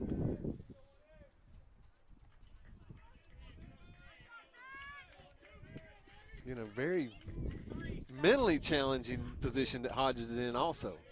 Understanding that if he makes one mistake, it could bust this wide open. Next pitch drilled into the outfield for a hit. 1 run is in. They're going to hold the runner at third. First and third, still no one gone. Now 7-6 Frostburg. And you're right, Mike. When it's second and third, nobody out, you just need to get outs and probably accept the fact more than likely you're going to be down a run or two. The one thing you don't want to have happen is have a few extra hits, and then suddenly it's 11 or 12-6. Yeah, right now you've got to start counting outs, and every out that comes up to the plate you've got to get. Now with the first and third situation, we may see Frostburg put the runner into play, trying to stay out of double plays. There's just so many opportunities that this first and third presents for teams, and the defense is just at its mercy. Cody Harmon, the hitter. He grounds to third base and through. Pass Beggs into left field. Going to be a double. Other runner is in at third. Second and third, still nobody out. 8-6 Frostburg.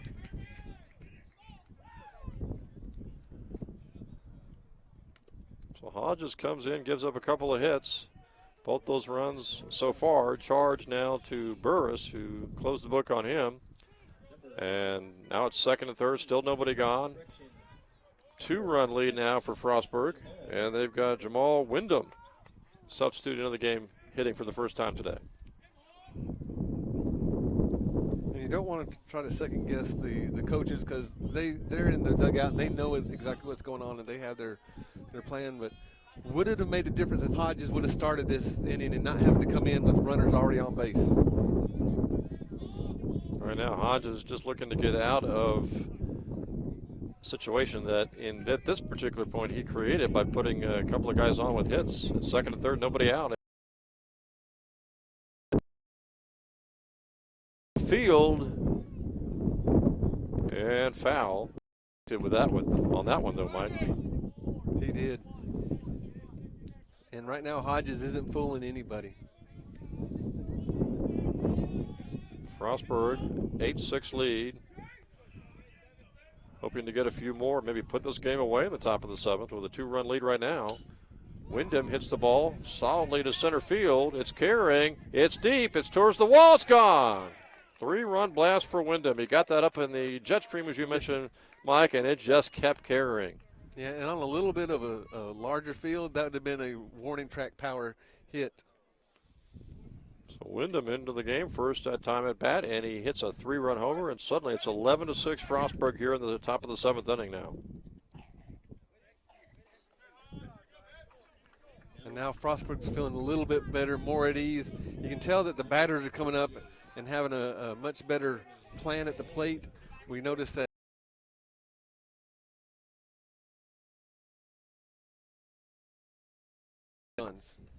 they got, 4, I think, in the top of the 4th, and now they have scored 5 here in the top of the 7th. And still nobody out for Frostburg. Vermilia, the hitter for Frostburg, as the Knights have seen Frostburg score 5 times here in the top of the 7th inning. What about it was you mentioned no outs.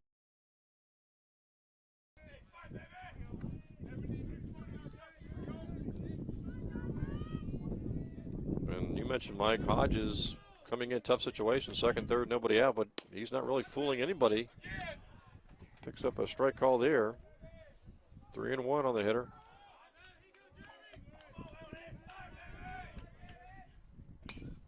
Vermillion hits that ball to center, to right center, and the catch made by the right fielder for the Knights. Kilburn making the grab. First out of the inning here in the top of the 7th. And I would imagine the pressure really will be off Tyler Hoffman, the relief pitcher now for Frostburg, with a 5-run lead. Well, you could tell Hodges when he came in just not feeling very comfortable. Runners in scoring position to start off with, knowing that you're at a tie, and just not comfortable until finally the bases are cleared.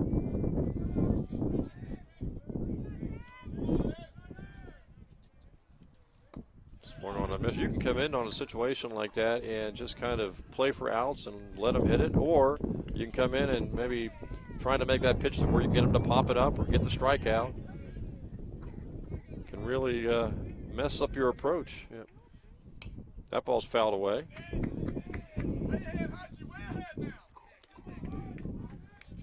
Again, we don't know how many times Hodges has been put in this position from high school on through his travel ball or here in college. There's some players that just have never really been comfortable in that position, and it's a mental adjustment that you have to make. 0-2 pitch. Snyder rips that ball to left. Going to be a single for Snyder, who in his first at-bat today hit a home run.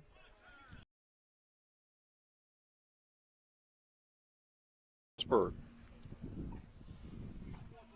Down by 5, Mike. Maybe you're within the realm of, with 3 innings still to go, of making a rally, but the last thing you want to do is give up 2 or 3 more. Yeah, and I know the offensive mentality that Coach Mann's trying to instill in these young men is as long as we have outs, there's chances for us to score. But when you start looking at the scoreboard and seeing that, the coaches can be telling you one thing and you can be thinking something a little bit different. And with Hodges, when he keeps the ball down, we're seeing swings and misses. It's when he misses high, and he's been missing high right around the belt buckle, that the Frostburg batters has been able to just take him very deep. Tipton fouls.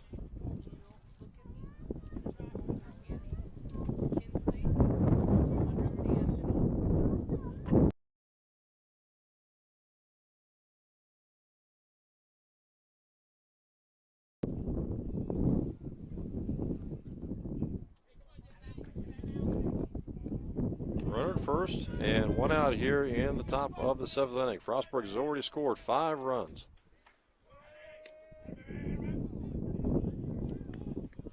And again, we can't stress this enough. That's why they're ranked in the top 25. They take advantage of any mistake that you make. Pitch is low, runner goes, and it's going to be a stolen base. Snyder is in at second. Was still just 1 out here in the 7th inning.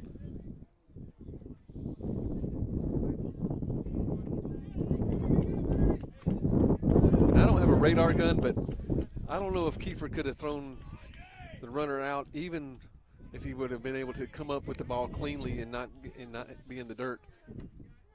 Another pitch hammered to left field for a hit by the left fielder Saunders. In comes Snyder to score to make it 12-6. Going to be 2 bases. And Frostburg has a runner at second, still just 1 out here, and they have now scored 6 runs. Yeah, and that'll probably have to be an error on Saunders, as he just, am I going to dive for it? Am I not going to dive for it? And when you start hesitating, nothing good ever happens. So 12-6 now. Frostburg on top. They entered this 7th inning with a 6-6 ball game. They have scored 6 times. And Hockaday, the hitter, we're at second base, and still, again, just 1 out here for Frostburg in the top of the 7th. And now a visit for the relief pitcher Hodges.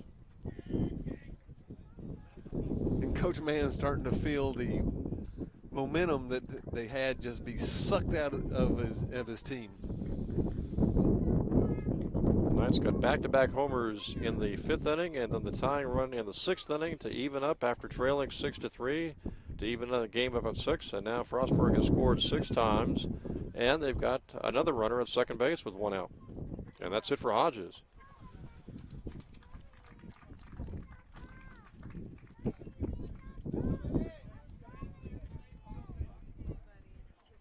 Looks like they may go with Taylor Peterson here, the sophomore.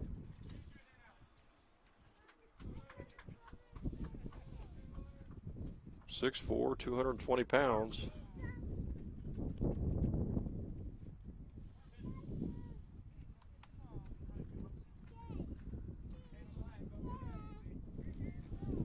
Peterson comes in with a 9.86 ERA. He's pitched in 21 innings, 19 strikeouts, 8 base on balls. Mainly a starting pitcher. and we'd like to see about 2 more strikeouts added to that total right now.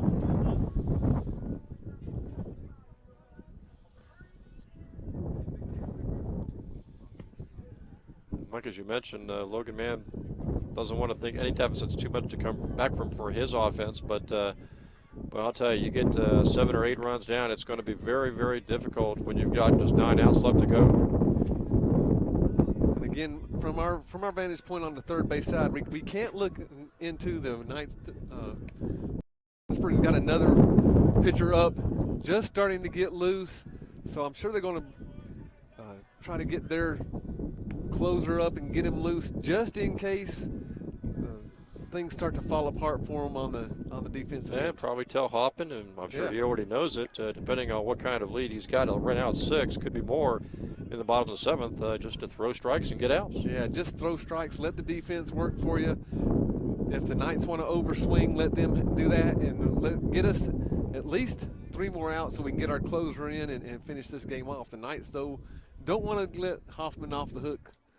If they can get to him and get the closer in a little bit earlier than they want, the Knights still have a chance. Number 29, Taylor Peterson. Knights had back-to-back homers in the 5th from Marcus Begg.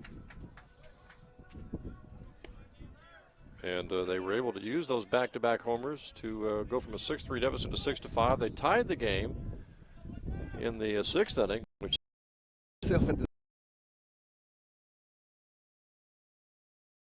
were until we hit the 7th inning, and things have just come to a grinding halt as Frostburg's just been pounding the ball. Peterson is the 3rd pitcher for the Knights here in the 7th inning.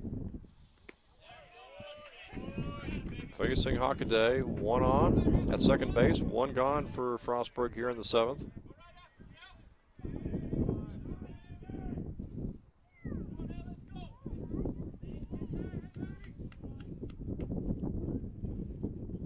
High pitch there.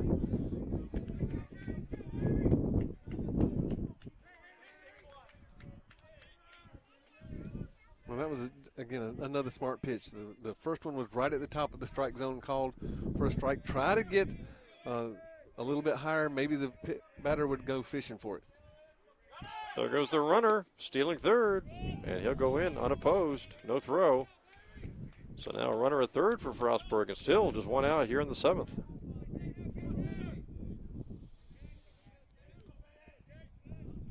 And they caught the Knights kind of napping as Begg was way back at 3rd base. No one really was paying any attention to Tipton. The whole idea there is a sac fly brings him home. Ball foul down to play.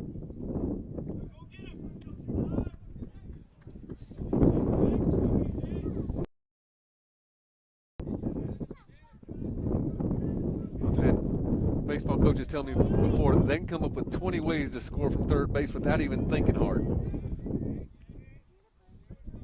1-2 pitch, swung on and missed. Big strikeout there. 2nd out of the inning. Knights trying to maintain this 6-run deficit, not make it any worse here in the 7th inning, and then try to get some runs back in the bottom of the 7th. Devin Bell, the hitter right now for the Bobcats. Well, and when the Knights do come up on offense, they have to understand they can't get those 6 runs back in just one swing. It's going to have to be like you eat an elephant, just a little bit at a time. Again, we talked about trying to find singles, trying to find the gaps. Don't worry about the home runs. They'll come when they come. Peterson gets the strike. He's trying to finish this inning with those 2 strikeouts you called for.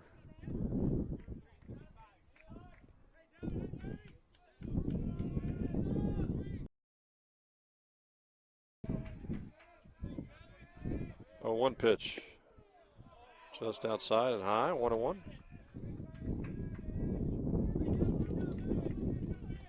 Again, another good pitch, just trying to expand the strike zone a little bit, change the eye level of the batter.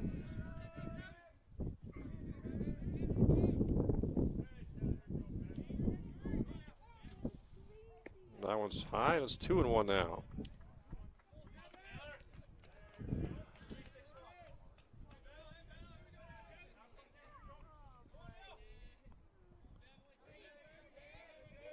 Two and 1 to Bell. Runner at 3rd, 2 gone.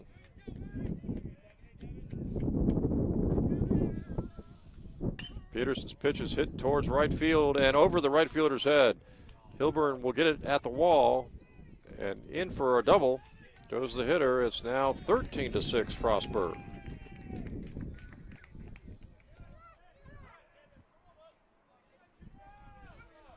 Good piece of hitting that time, going the other way, and now the Frostburg lead has grown from 6 to 7. Well, these are things that the Knights will learn. They're, again, a very young team. They'll learn how to string things together like this that Frostburg's doing, and they'll learn to take advantage of the opportunities that they're given. In the first 2 or 3 innings, a lot of opportunities that Frostburg gave them that the Knights weren't able to take advantage of. Frostburg's offense early in this game was really gifted by some wild pitching. And, of course, they also came within an eyelash of a couple of home run balls that were brought back into the field by the Southern Virginia outfielders. That ball hit to short, throw over to first, and there is the third out of the inning. We're in between innings here in the 7th inning. We played 6.5, and it's Frostburg on top here, 13-6.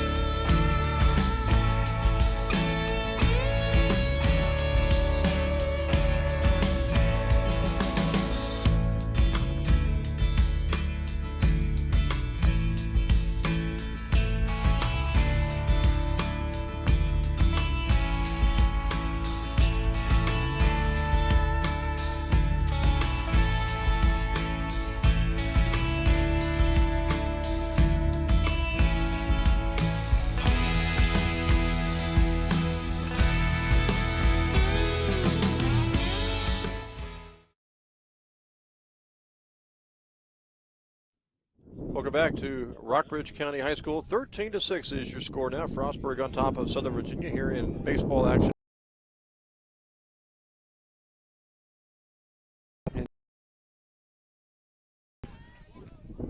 A good team like Frostburg takes advantage of any mistakes that you make, and that's what they did, just took advantage of the mistakes that the Knights made. Over the hitter, fouls it back. Again, we talked about this a little bit earlier. The Knights don't need to come up and everybody think they have to hit home runs. You just take it a little bit at a time. And I'm sure Coach Mann would love to see about 7 or 8 singles. You know, maybe throw in a gapper here and there and slowly start to bring this ball game back into its second. And nice throw to get the runner Hilburn at first base. That was a tough play for the Frostburg second baseman, Mike, but he made a nice grab and a nice pivot and got that ball over there to first base just in time. Now it'll be Marcus Begg, who crushed a home run last time up.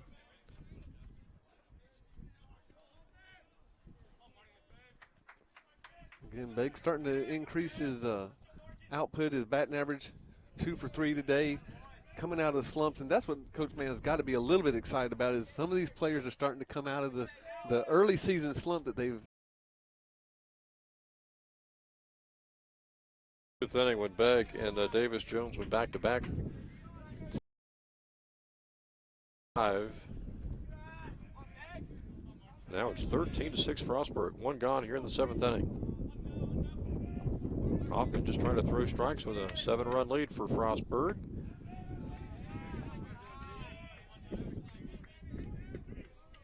And he's in position, Mike, to get the victory today. And you wonder what kind of short leash he's going to be on, because Frostburg doesn't want to try to waste this huge There's lead. a walk. Walks Begg.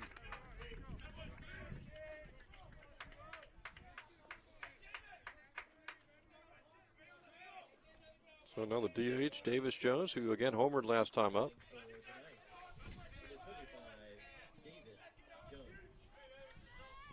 With Morin on ducks.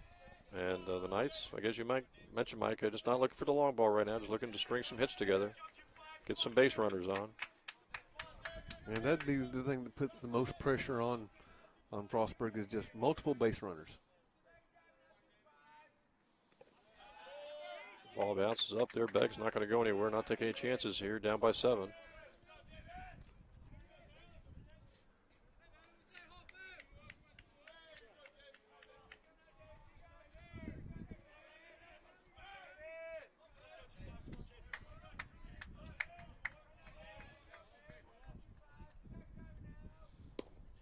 Jones takes the ball. And it's now 2-0.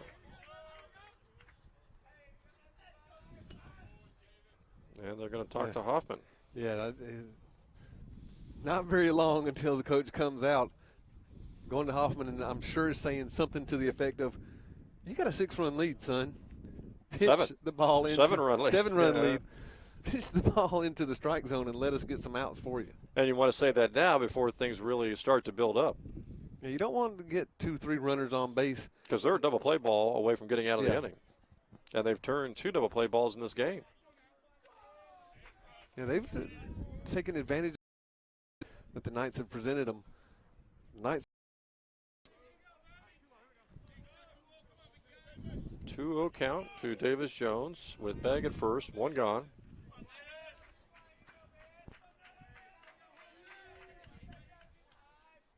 Ooh, it hit him. Upper shoulder, looked like, and now you got first and second. Still just 1 out. Interesting. The coach comes out there, and the first pitch hits Batman. So now first and second, 1 out, and here is Morin. And I'm pretty sure you'll start to see someone down in the bullpen for Frostburg.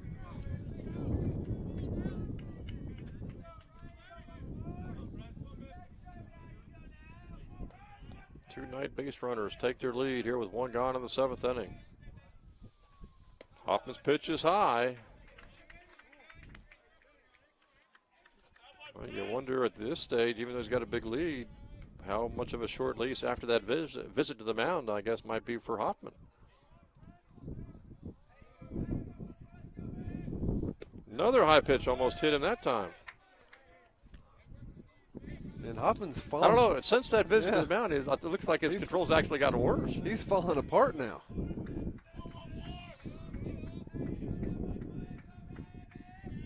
I think they're going to get somebody up in the pen here quickly, Mike. Yeah, you see him jogging down towards the bullpen there.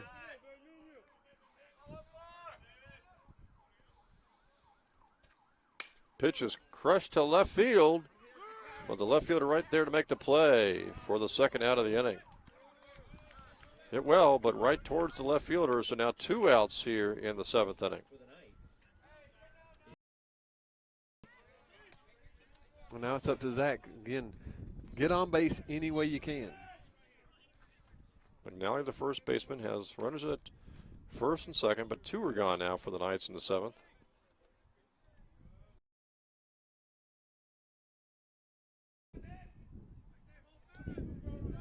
Hoffman's first pitch to McNally took something off that one low.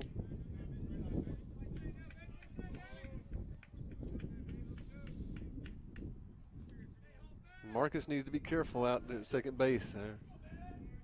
They may be throwing the old daylight play where if they see daylight between the shortstop and second base and Marcus may throw it back and try to pick him up. 1-0 pitch is hit foul to the left side.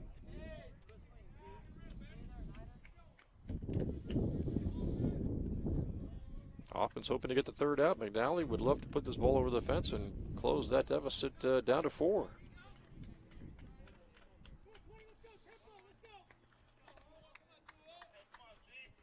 I'm sure right now Zach would just love to get on base.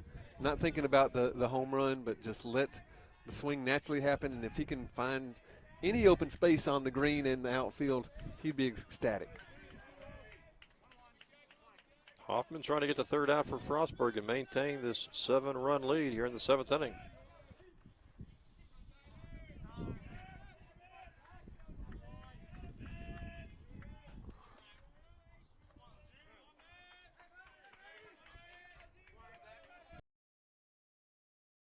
Hoffman.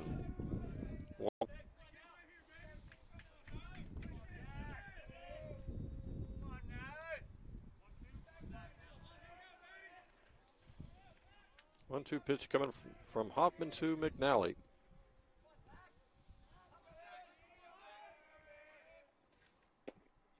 Ball 2, so it's 2-2.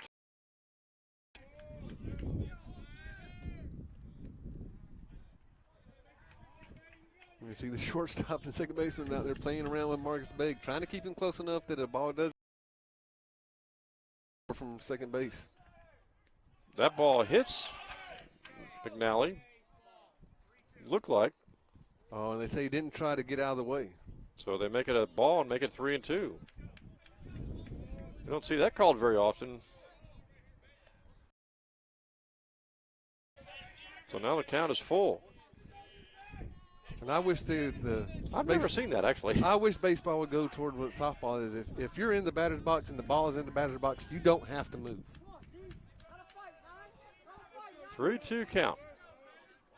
Hoffman's delivery is fouled back. Never have seen that called really at any level.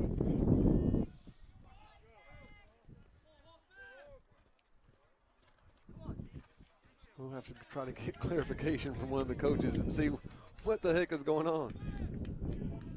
3-2 pitch coming from Hoffman to McNally. Grounded to third base. Step on third, and they call him out. Just barely in front of the runner. And I think Coach Mann wants to figure out the explanation as we have played 7 with your score here. It is Frostburg 13 and Southern Virginia 6.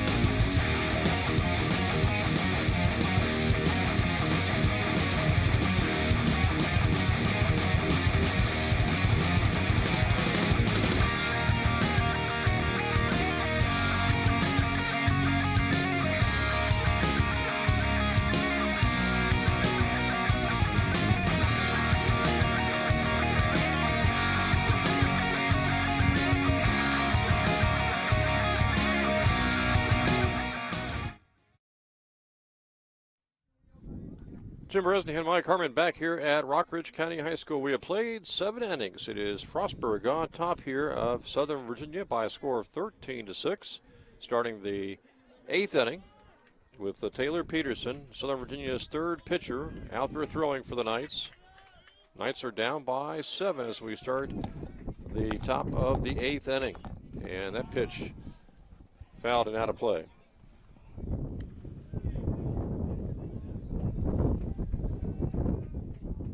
So the umpire said that Zach didn't make an effort to move out of the way, and that's what the rule says. You have to make an effort, but if the ball's coming in that fast, you don't have a chance to make an effort to move out of the way. I mean, like maybe I haven't watched enough games. Yeah. In college, high school, and certainly pros, I've never seen that called. I've seen hitters actually lean into the ball to get hit. Now, and the rule is if you try to lean into the ball and it's in the strike zone, they'll call a strike then. But it looked to me like Zach rolled his shoulder backwards trying to get out of the way just a little bit. That would have made bases loaded with 2 out. That ball is hit to second base and through the wickets of the second baseman and rolls her into center field. So Nace will pick up the error. And Frostburg has his lead runner on here in the 8th inning. Nace just didn't get down in front of that ball, Mike. No, didn't get his glove down on the ground. Expected it to jump up, and it just stayed down. And again,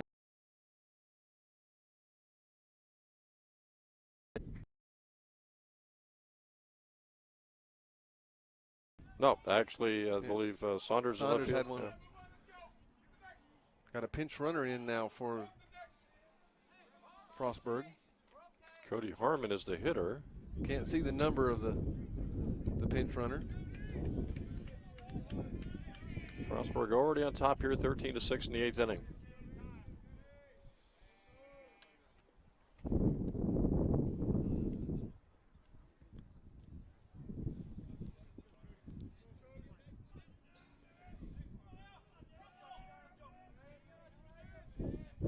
Peterson's first full inning of work, and he's high with that pitch.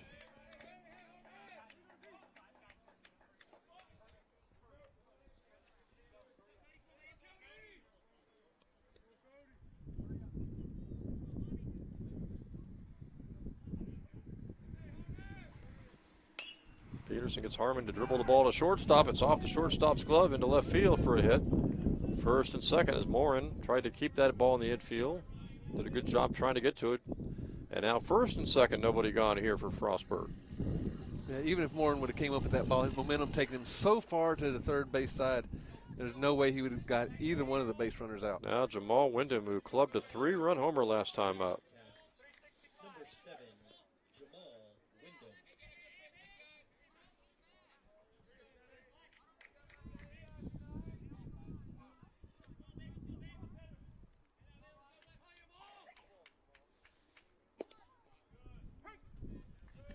Sales in there for a strike. Yeah, Wyndham was a pinch hitter last time he came up. It's 1 for 1. Ripped the ball over the left field wall for a 3-run blast. He's got 2 runners on here in the 8th inning.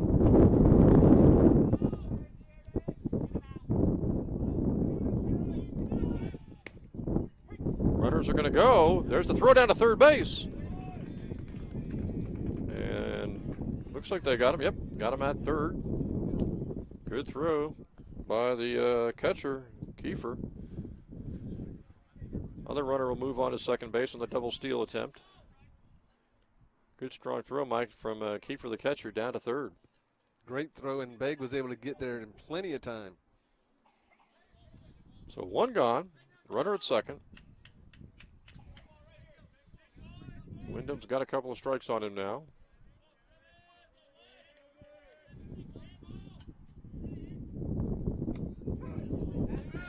Strike 3 called.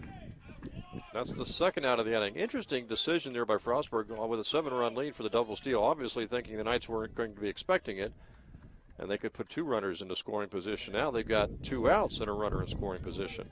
Well, it doesn't hurt as much either when you have this big 7-run lead. Now Romelia up there hitting for Frostburg with 2 gone in the inning.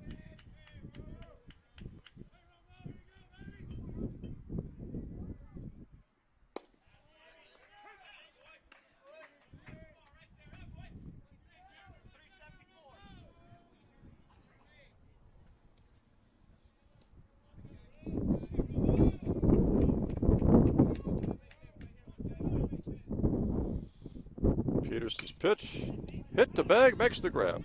And that is the 3rd out of the 8th inning. Halfway through the 8th inning with your score, Frostburg 13 and Southern Virginia 6.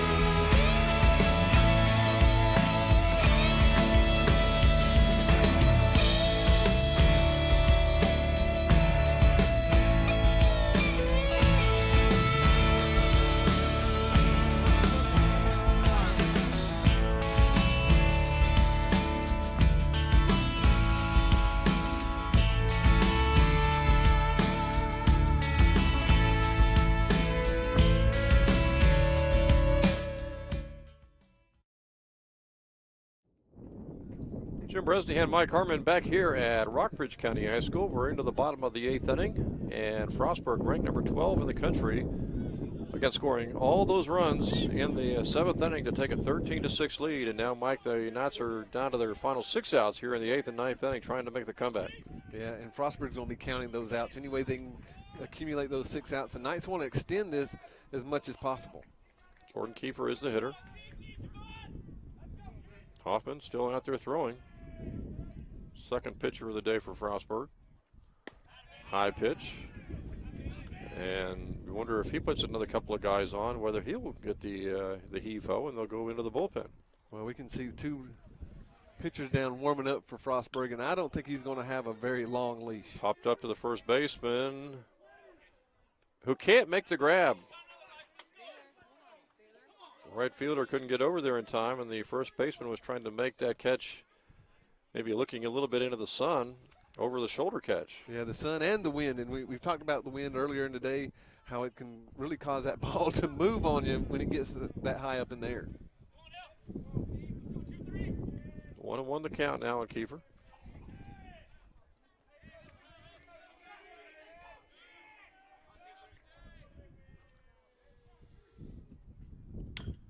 That ball's fouled to the left side. Now it's 1-2. And Kiefer way out in front of the ball there. He's going to have to be careful now and probably look for something fast, low and inside or low and outside. Center fielder Davis is on deck. 1-2 pitch coming up here to Kiefer.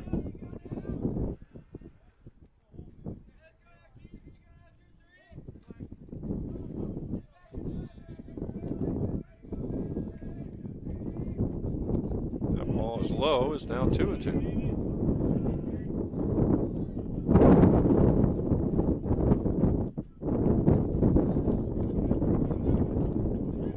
Now the wind again picking up, so if Jordan can get that ball up into this little jet stream that we have going past us now, could carry for a long way.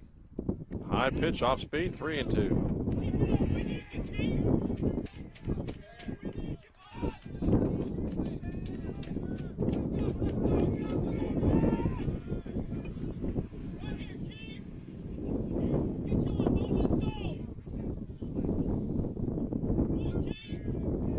Hoffman's 3-2 delivery to Kiefer.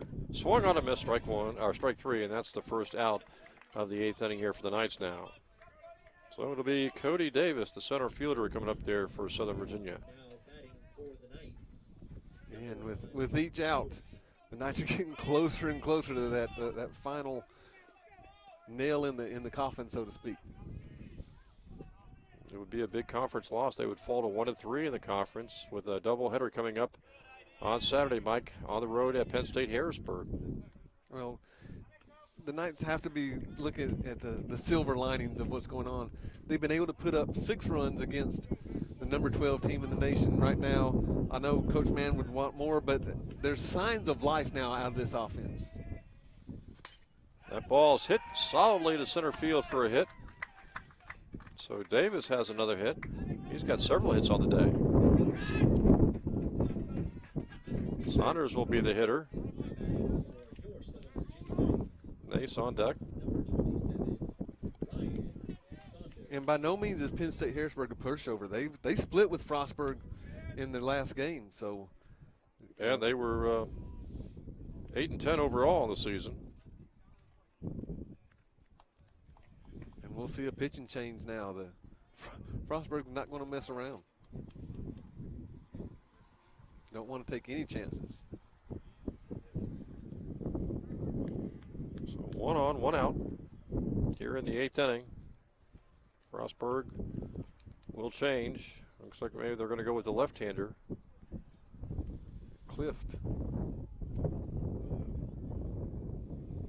Blake Clift, freshman from King George, Virginia.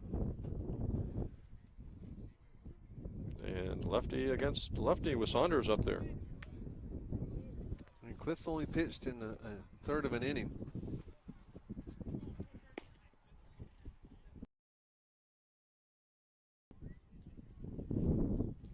So Saunders needs to be a little bit patient. We saw him the last time he came up, jumped on the first pitch, and got out there. We want them to be a little bit more selective now, especially with the new pitcher coming in. Hey, big men's lacrosse game coming up Saturday. They get St. Mary's at home.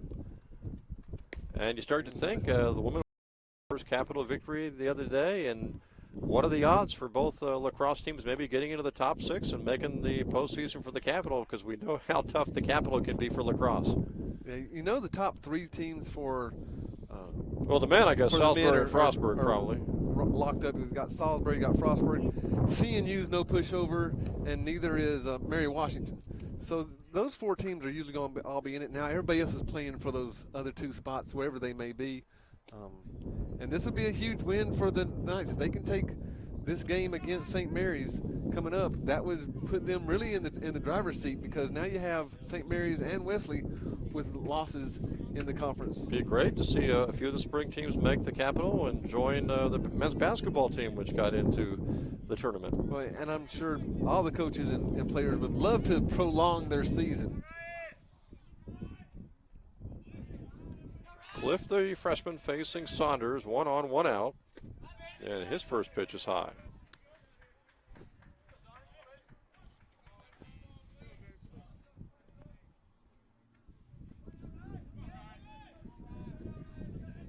Nace, another lefty, is on deck. And there's a called strike.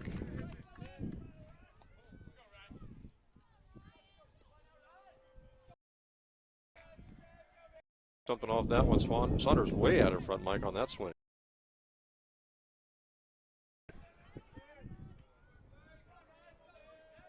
Count 1 and 2 now. Now 2 and 2.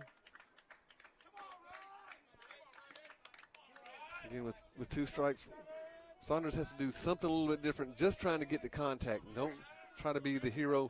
Contact would work. Now 3 and 2.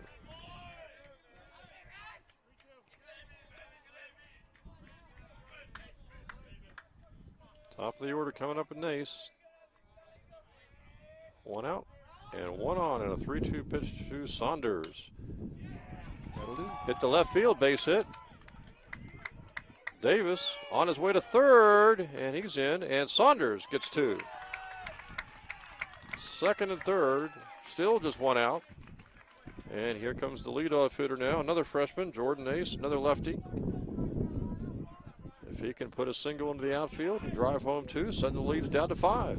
Yeah, and that wasn't the hardest hit ball that we've seen today, but right on the line, going down the third base line, and just a great place for it to be. Ball was pitched on the outside part of the plate. Saunders went with it. Second and third now with the Knights able to have an opportunity to score. Now we have to see if they can take advantage of it, as Frostburg did in their part of the inning. Cliff throwing to Nace, his first pitch outside. Frostburg still has activity in the bullpen, so we'll see how long Cliff goes here.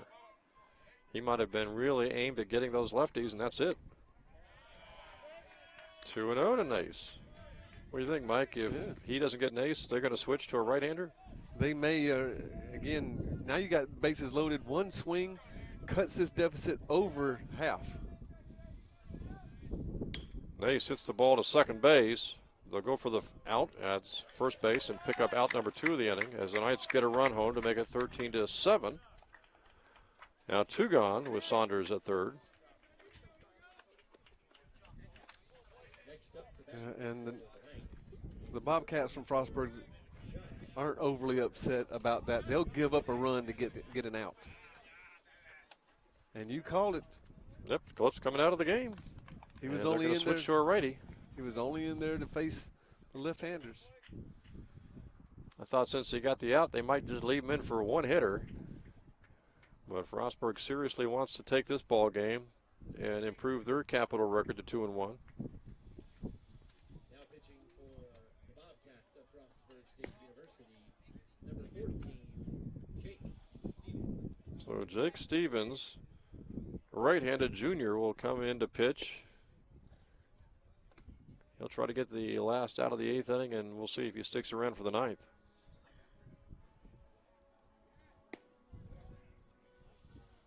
And with Saunders again at third base, going to be Hilburn coming to the plate here.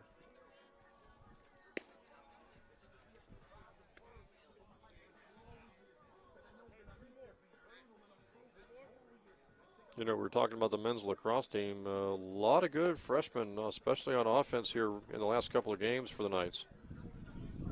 Oh, they are. We have Spencer Tunick, and you got Zach Gunneman and Peyton Kimber. Yep. Just fabulous freshmen for the Knights. Not to mention the holdover sophomores like Rich Good and Larson. Yeah, and when teams now are trying to double team those young men because they know about them, these freshmen aren't playing like freshmen. They're even their up. losses. That loss, even I think late in the game. Yes. Only lost by a couple. So they have a very bright future, but again, with all sports that go on with the Knights, you have to start thinking: are these young men, these freshmen, will they be gone? New pitcher for Frostburg, fourth pitcher actually for Frostburg here throughout the contest. Saunders is at third. Knights are trailing here 13-7 in the 8th inning with 2 gone.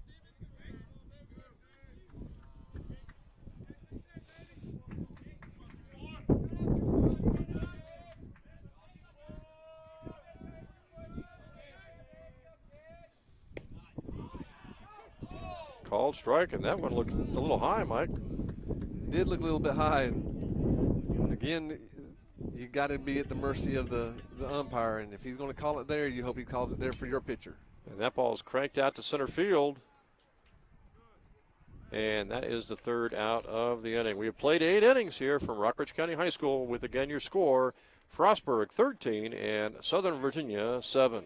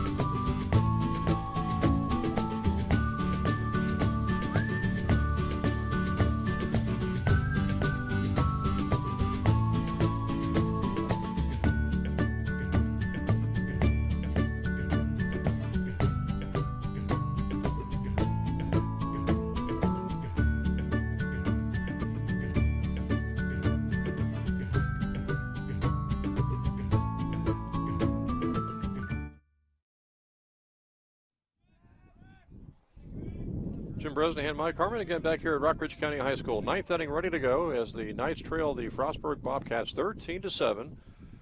Greg Schneider, the leadoff hitter for the Bobcats here in the 9th inning. He's already got a home run today. Taylor Peterson firing for the Knights here in the 9th inning, who trail again by 6. And it's going to be imperative that Peterson gets through these first 3 batters and get the outs if the Knights want any chance to make a comeback with their last 3 outs of the game.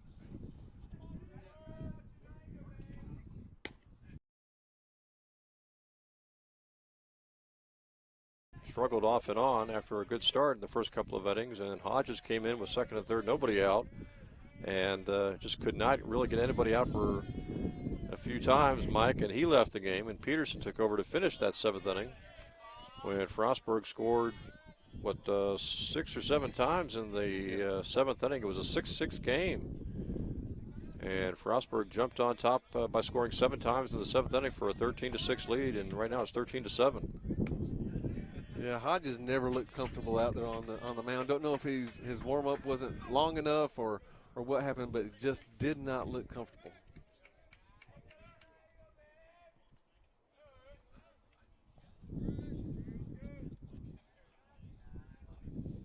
Peterson throws, and that one's hit deep to right center and off the right fielder's glove near the wall. Hilburn picks it up. Schneider's going to go for 3, and he'll get a triple out of this. Hilburn looked like he got back there almost in time, Mike, but there was a tough catch, and it went off his glove as he almost hit the wall. Well, you saw him get turned around, and again, the ball gets up in that jet stream, if we want to call it that, the wind blowing, and it can make the ball go places that you don't think it's going to go. You can get a great read on it, as Hilburn did. We saw him going back. Looked like it was going to be a routine play, and all of a sudden he had to turn from his left side to his right. Runner third, nobody out here in the ninth inning.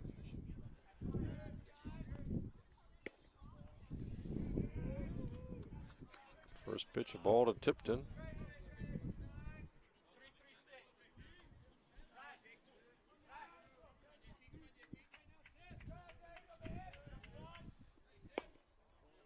Peterson fires a fastball, but it's outside for ball two.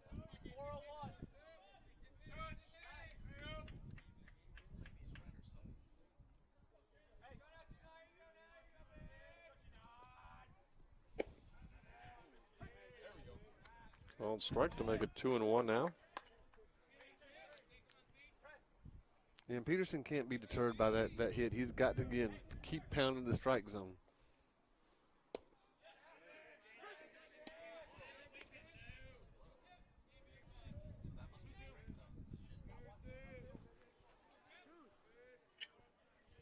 Two and two now. Peterson would love to get the strikeout, and I know he doesn't want to allow any runs here as the Knights so trail Mike by 6. That ball hit to short. They'll try to get the runner at the plate, and they do. No, they call him safe. And they say that Kiefer missed the tag. It looked like he had the tag applied, but obviously a bang-bang play with that replay, it's going to be impossible to tell. Well, Kiefer got the ball in plenty of time. Looks like he's made the tag, looking to get the throw down to first or second. And so now it's 14-7. And Frostburg has a runner at first.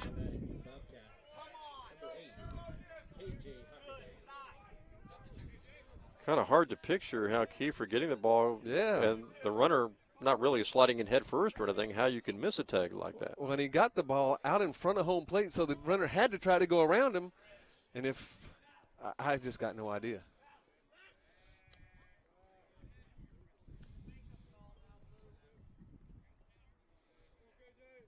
So Hockaday the hitter, runner is at first base, and Frostburg has a ball is hit into left field for a hit.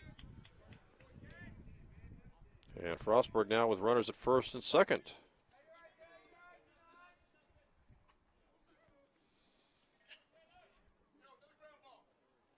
Next up at bat for Frostburg State. Frostburg's offense, Mike, really coming alive after this game was tied in the top of the 7th at 6-6. Well, they've just been able to take advantage of some of the small mistakes that the Knights have made to get this advantage that they're enjoying right now. Vince Foreman is the hitter. This might be his first trip to the plate today. And he takes a high pitch. And you mentioned Peterson's just got to kind of settle down right now and look for outs.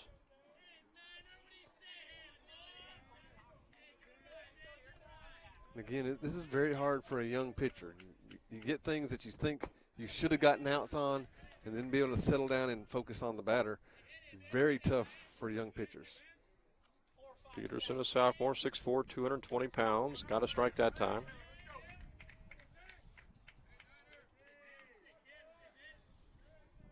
Love to get a double play ball. Frostburg's already got a couple of those defensively. Runners on the move, trying for the double steal, and Frostburg gets it. So second and third for the Bobcats.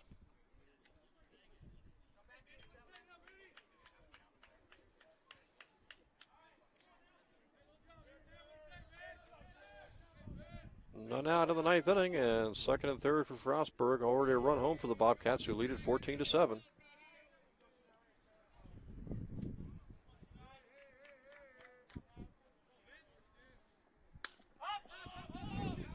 Ball popped up and out of play to the left side.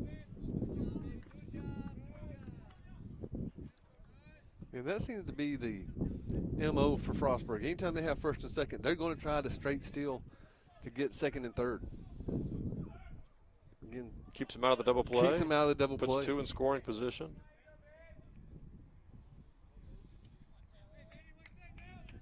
Two and two on Foreman. And Frostburg, a good bordering on great offensive team, those are things that they really practice.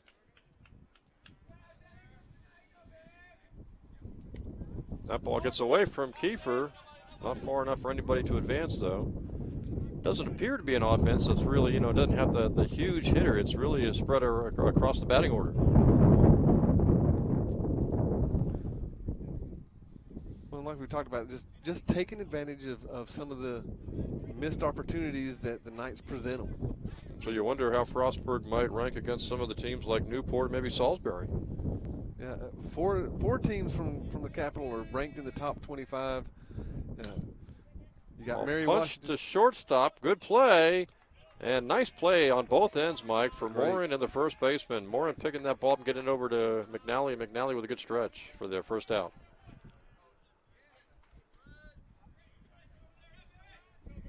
So very difficult for you to project at this point who maybe is the best team of the Capital. Well, I'm pretty sure that most of the coaches have thought that CNU and Salisbury, those two are right there. They split the first place votes. Frostburg obviously is one of the better teams in the nation. So again, just the Capital Conference and just about all sports are stacked. CNU's basketball team makes the Final Four for Division III. So this. Sports. Yeah, I was going to ask you about them. You think they can win the championship? Well, the way they're playing now, there's, once you get into the playoffs and you get so far, then it just becomes a coin flip because. And they really haven't had it might have been the Capital.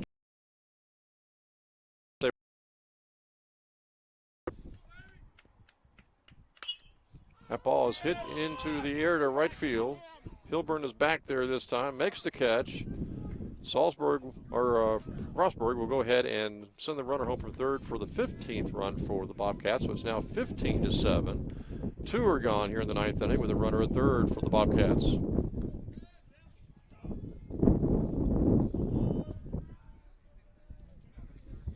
Peterson's getting the outs here, Mike, in the ninth inning, but also two big runs allowed, which turns a 6-run lead into an 8-run lead now for Frostburg. With still a runner at third base and two outs here in the ninth inning. And a pinch hitter comes in now for Frostburg, Signs. And he drills the ball left field and out of here.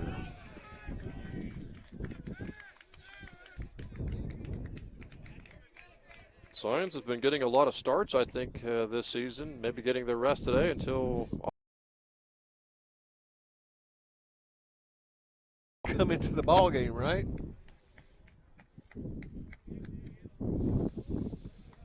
$17-7. Now batting for the Bobcats, number 23. Two big calls have gone against the Knights here in the last few innings. Of course, the hit batsman with could have made bases loaded that wasn't called a hit batsman, and then the play at the plate, which could have been obviously the third out. That it wasn't the third out, Mike, and now it looks like they're going to make a pitching change.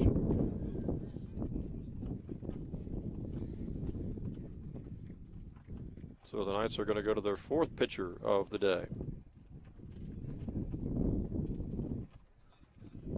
Well, again, being able to play in a conference that has 4 ranked teams in the top 25, the Knights see these teams and see how they present themselves and how they carry themselves and how they take advantage of the opportunities that are presented to them.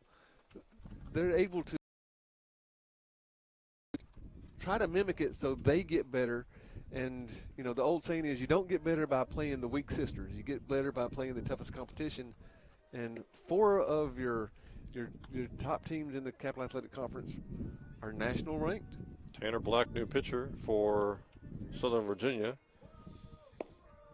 He is a freshman, 6 foot, 195 pounds from San Antonio, Texas. Frostburg, Mike, has scored 11 times, basically in 2 of the last 3 innings. Yeah. A 6-6 game in the top of the 7th, and now it's 17-7. And just being able to take advantage of the opportunities presented them, walks lead to people on base, which leads to stolen bases, which leads to 3-run home runs or just Let's see, that's balls into gaps. 3 home runs on the day? Yes. And 2 or 3 near home runs. But 2 of the home runs are only 1-run home runs. They've only had one that were multiple runs. The rest of the runs that they've scored have been manufactured off of hits to the gaps, taking advantage of pass balls, taking advantage of walks. And again, the Knights, although being young, they're seeing now if we want to be one of the top teams, we have to eliminate some of these mistakes. Now you start to think about, coming up on Saturday, what the pitching rotation and the strength of the bullpen might be like for the Knights when they go to Harrisburg for that doubleheader.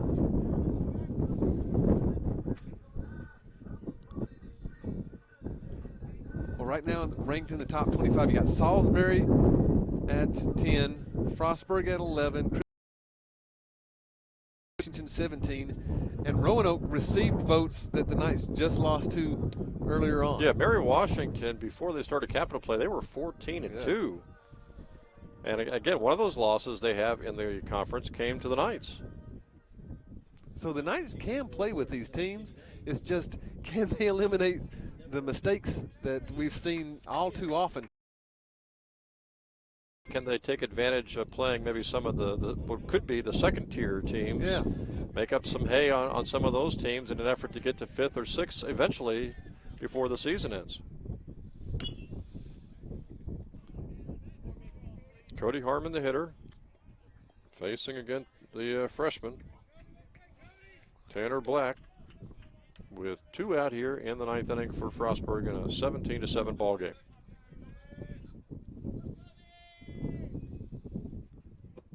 Sidearm pitcher is Black, and he misses on that one.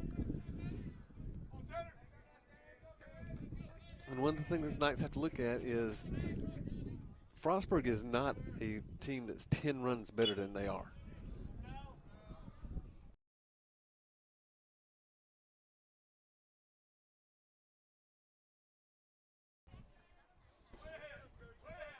Yeah, do you focus on the fact that it was 6-6 in the top of the 7th and you were 9 outs away, or obviously what has happened in the 7th and the 9th innings? Well, I think you focus on both. You jack your kids up saying, hey, look, we played with them for 7 innings, and then from the 7th inning on, look at the mistakes we made that allowed this to go.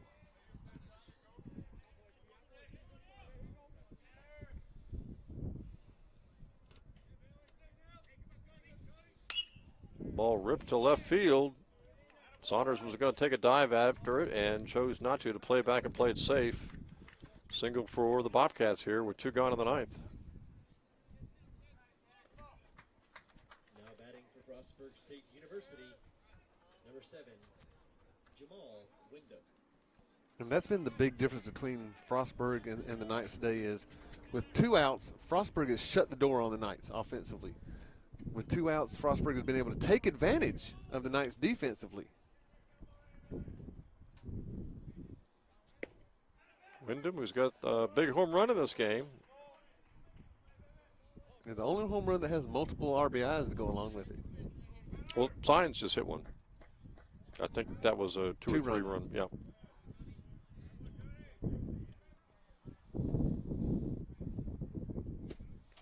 Of course, the other wild card today, it's been impacting both teams, but especially maybe the Knights a little bit more with these Frostburg hitters, is just the windy conditions.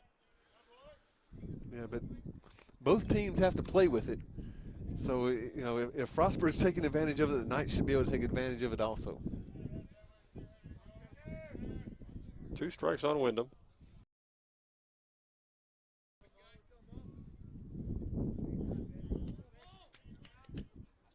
Oh, Black hit him.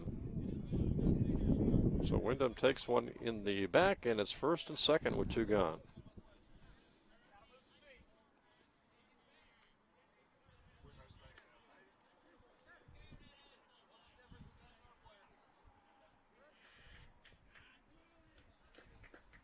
Two on, 2 out now for Frostburg. Number 28, Jeremy Remelia. And Jeremy Remilia, the hitter, with 2 gone now in the 9th inning.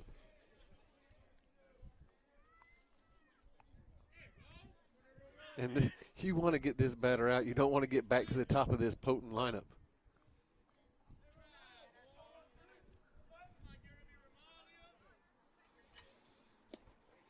Never would have expected in a 6-6 game in the top of the 7th that Frostburg might actually end up with 20. Yeah, and they're a home run away from that. Just a huge explosion offensively, but you have to expect that when you start playing these teams that are in the upper half of your conference and the upper half of the whole nation. Now Black is struggling with his control. 2-0 to Romelia with 2 gone in the inning. Trying to nail down that 3rd out, which has been tough for the Knights to get here in the last few innings.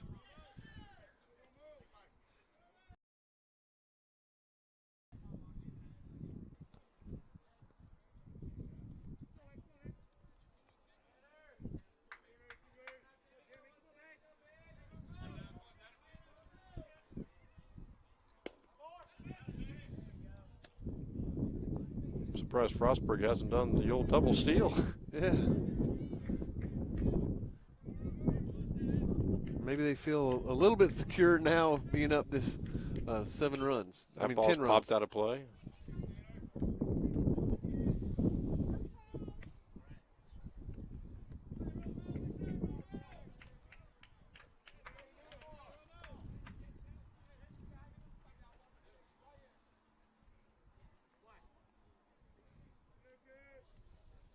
Well, next Wednesday, Mike, we'll see C&U home game to see how good Christopher Newport really is.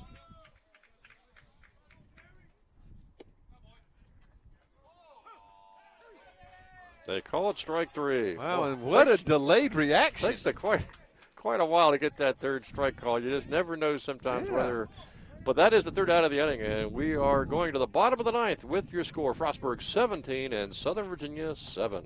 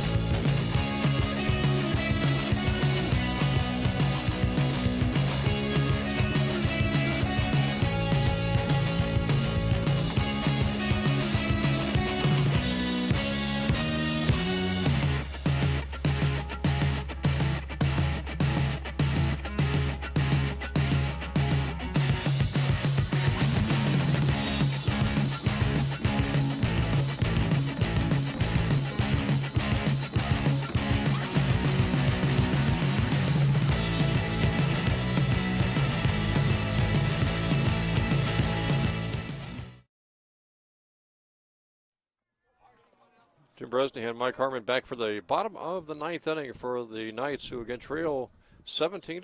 Frostburg on top. It was 6-6, Mike, going to the top of the 7th inning.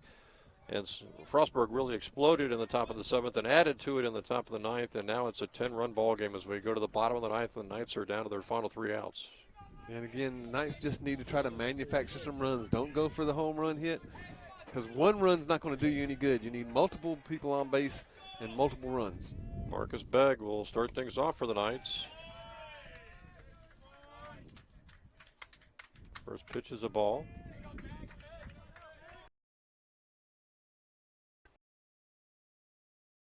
Begg leans into that one deep, all the way to the wall.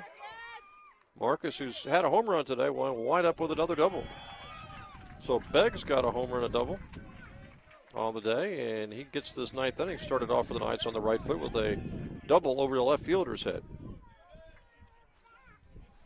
And it's kind of surprising seeing the Frostburg outfielders playing so shallow. With this type of lead, you don't want anything to get by you. Davis Jones also has a home run today, the hitter.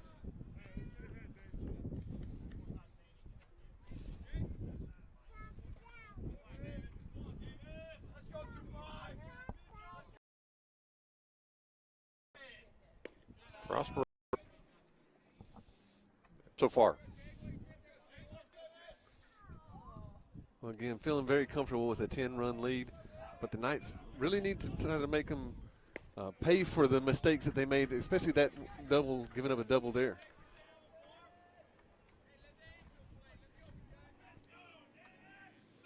Both teams have really struggled today, Mike, when it comes to finding that pitcher who can deliver 2 or 3 innings of shutout baseball.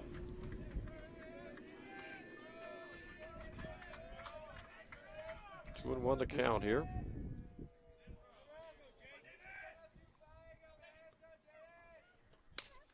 Ball hit on the ground a second. Frostburg will go over first for the first out of the inning as Jones is retired. And now it's Morin coming to the plate with McNally on deck.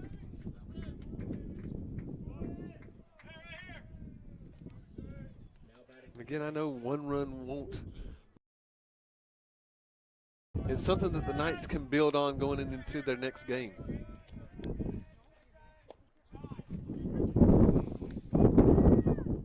And the Knights had come into this ball game 1-7 in their last 8, and had only scored 14 runs. So they have 7 in this game, Mike.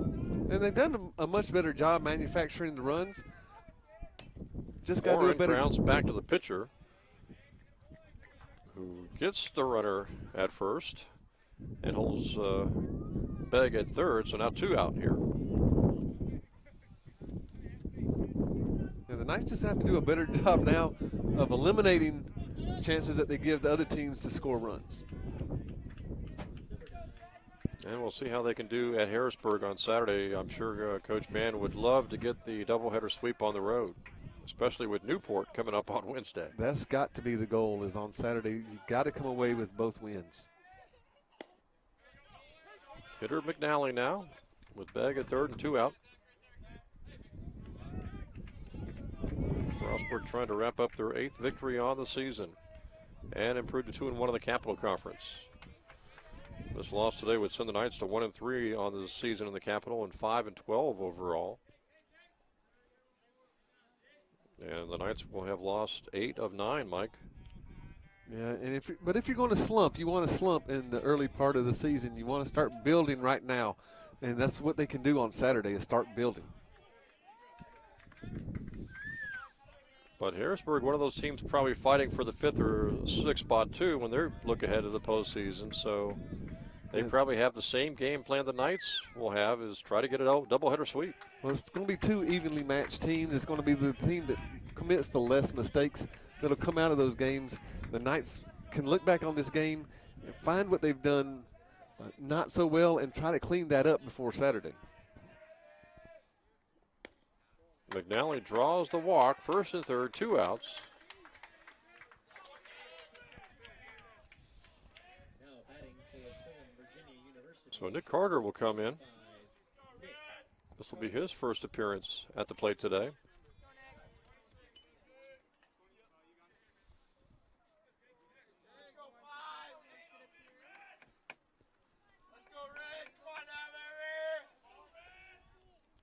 Carter's been DHing at times this season.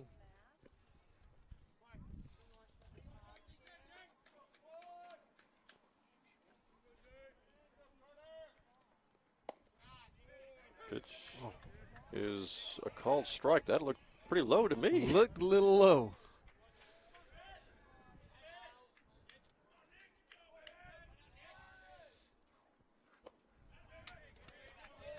One and 1 the count.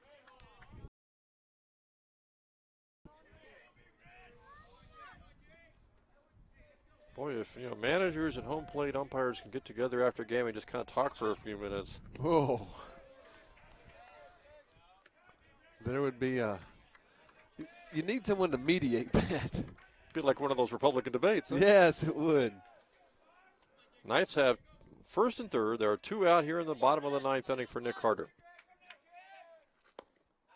Another pitch low.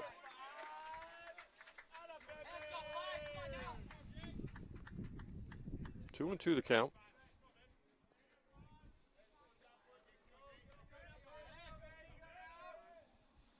Carter swings and the ball's fouled off. Still alive.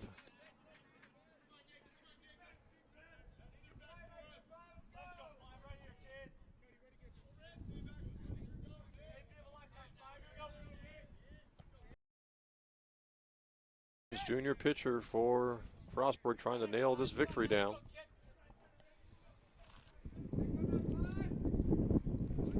Burris would take the loss, Mike, and I believe it would be Hoffman getting the victory. You're absolutely right. Carter drills it to the left side, and it takes a hit, a bad bounce. It bounces over the shortstop's head. Run comes home, and the Knights make it 17-8 with 2 gone here in the 9th inning. They're going to send Austin Hammond into pinch run. And it'll be center fielder Cody Davis at the plate now with 2 outs and runners at first and second. And that's something the Knights can build on. Frostburg made a mistake, allowed the base runners to be on, able to take advantage of it, put the ball into play, get a run.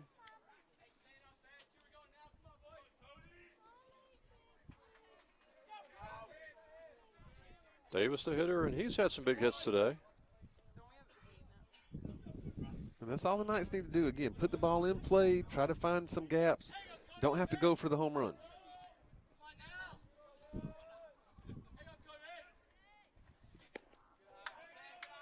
That's a ball.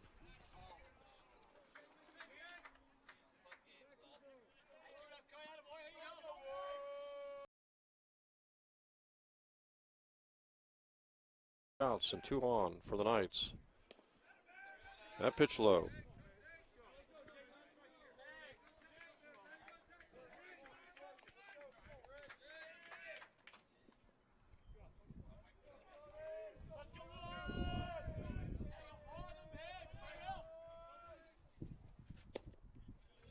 Strike called.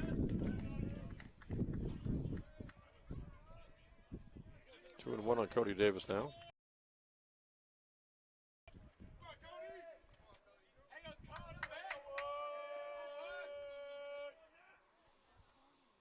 One pitch foul to the right side now, 2-2 on Davis. So again, Frostburg just a strike away from wrapping this victory up. Davis doing whatever he can to prolong this one more batter.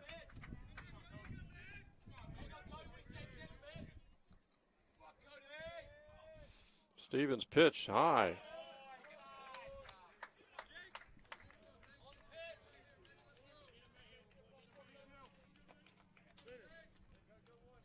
So both runners will be moving on this pitch now, Jim.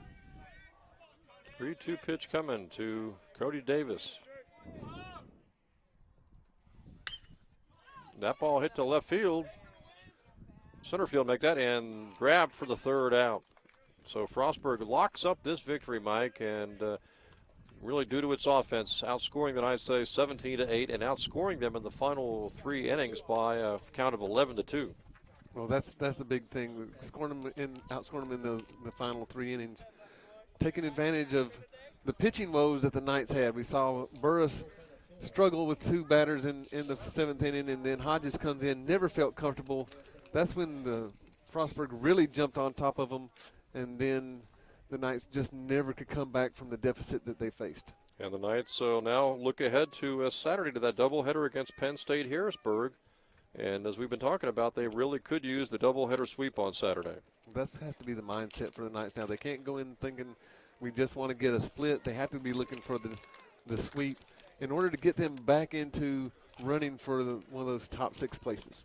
So again, the Knights fall here 17-8. Frostburg wins it, and Frostburg shows with a 2-1 record now in the Capital Conference that they indeed may well be one of the better teams in the Capital Conference this season.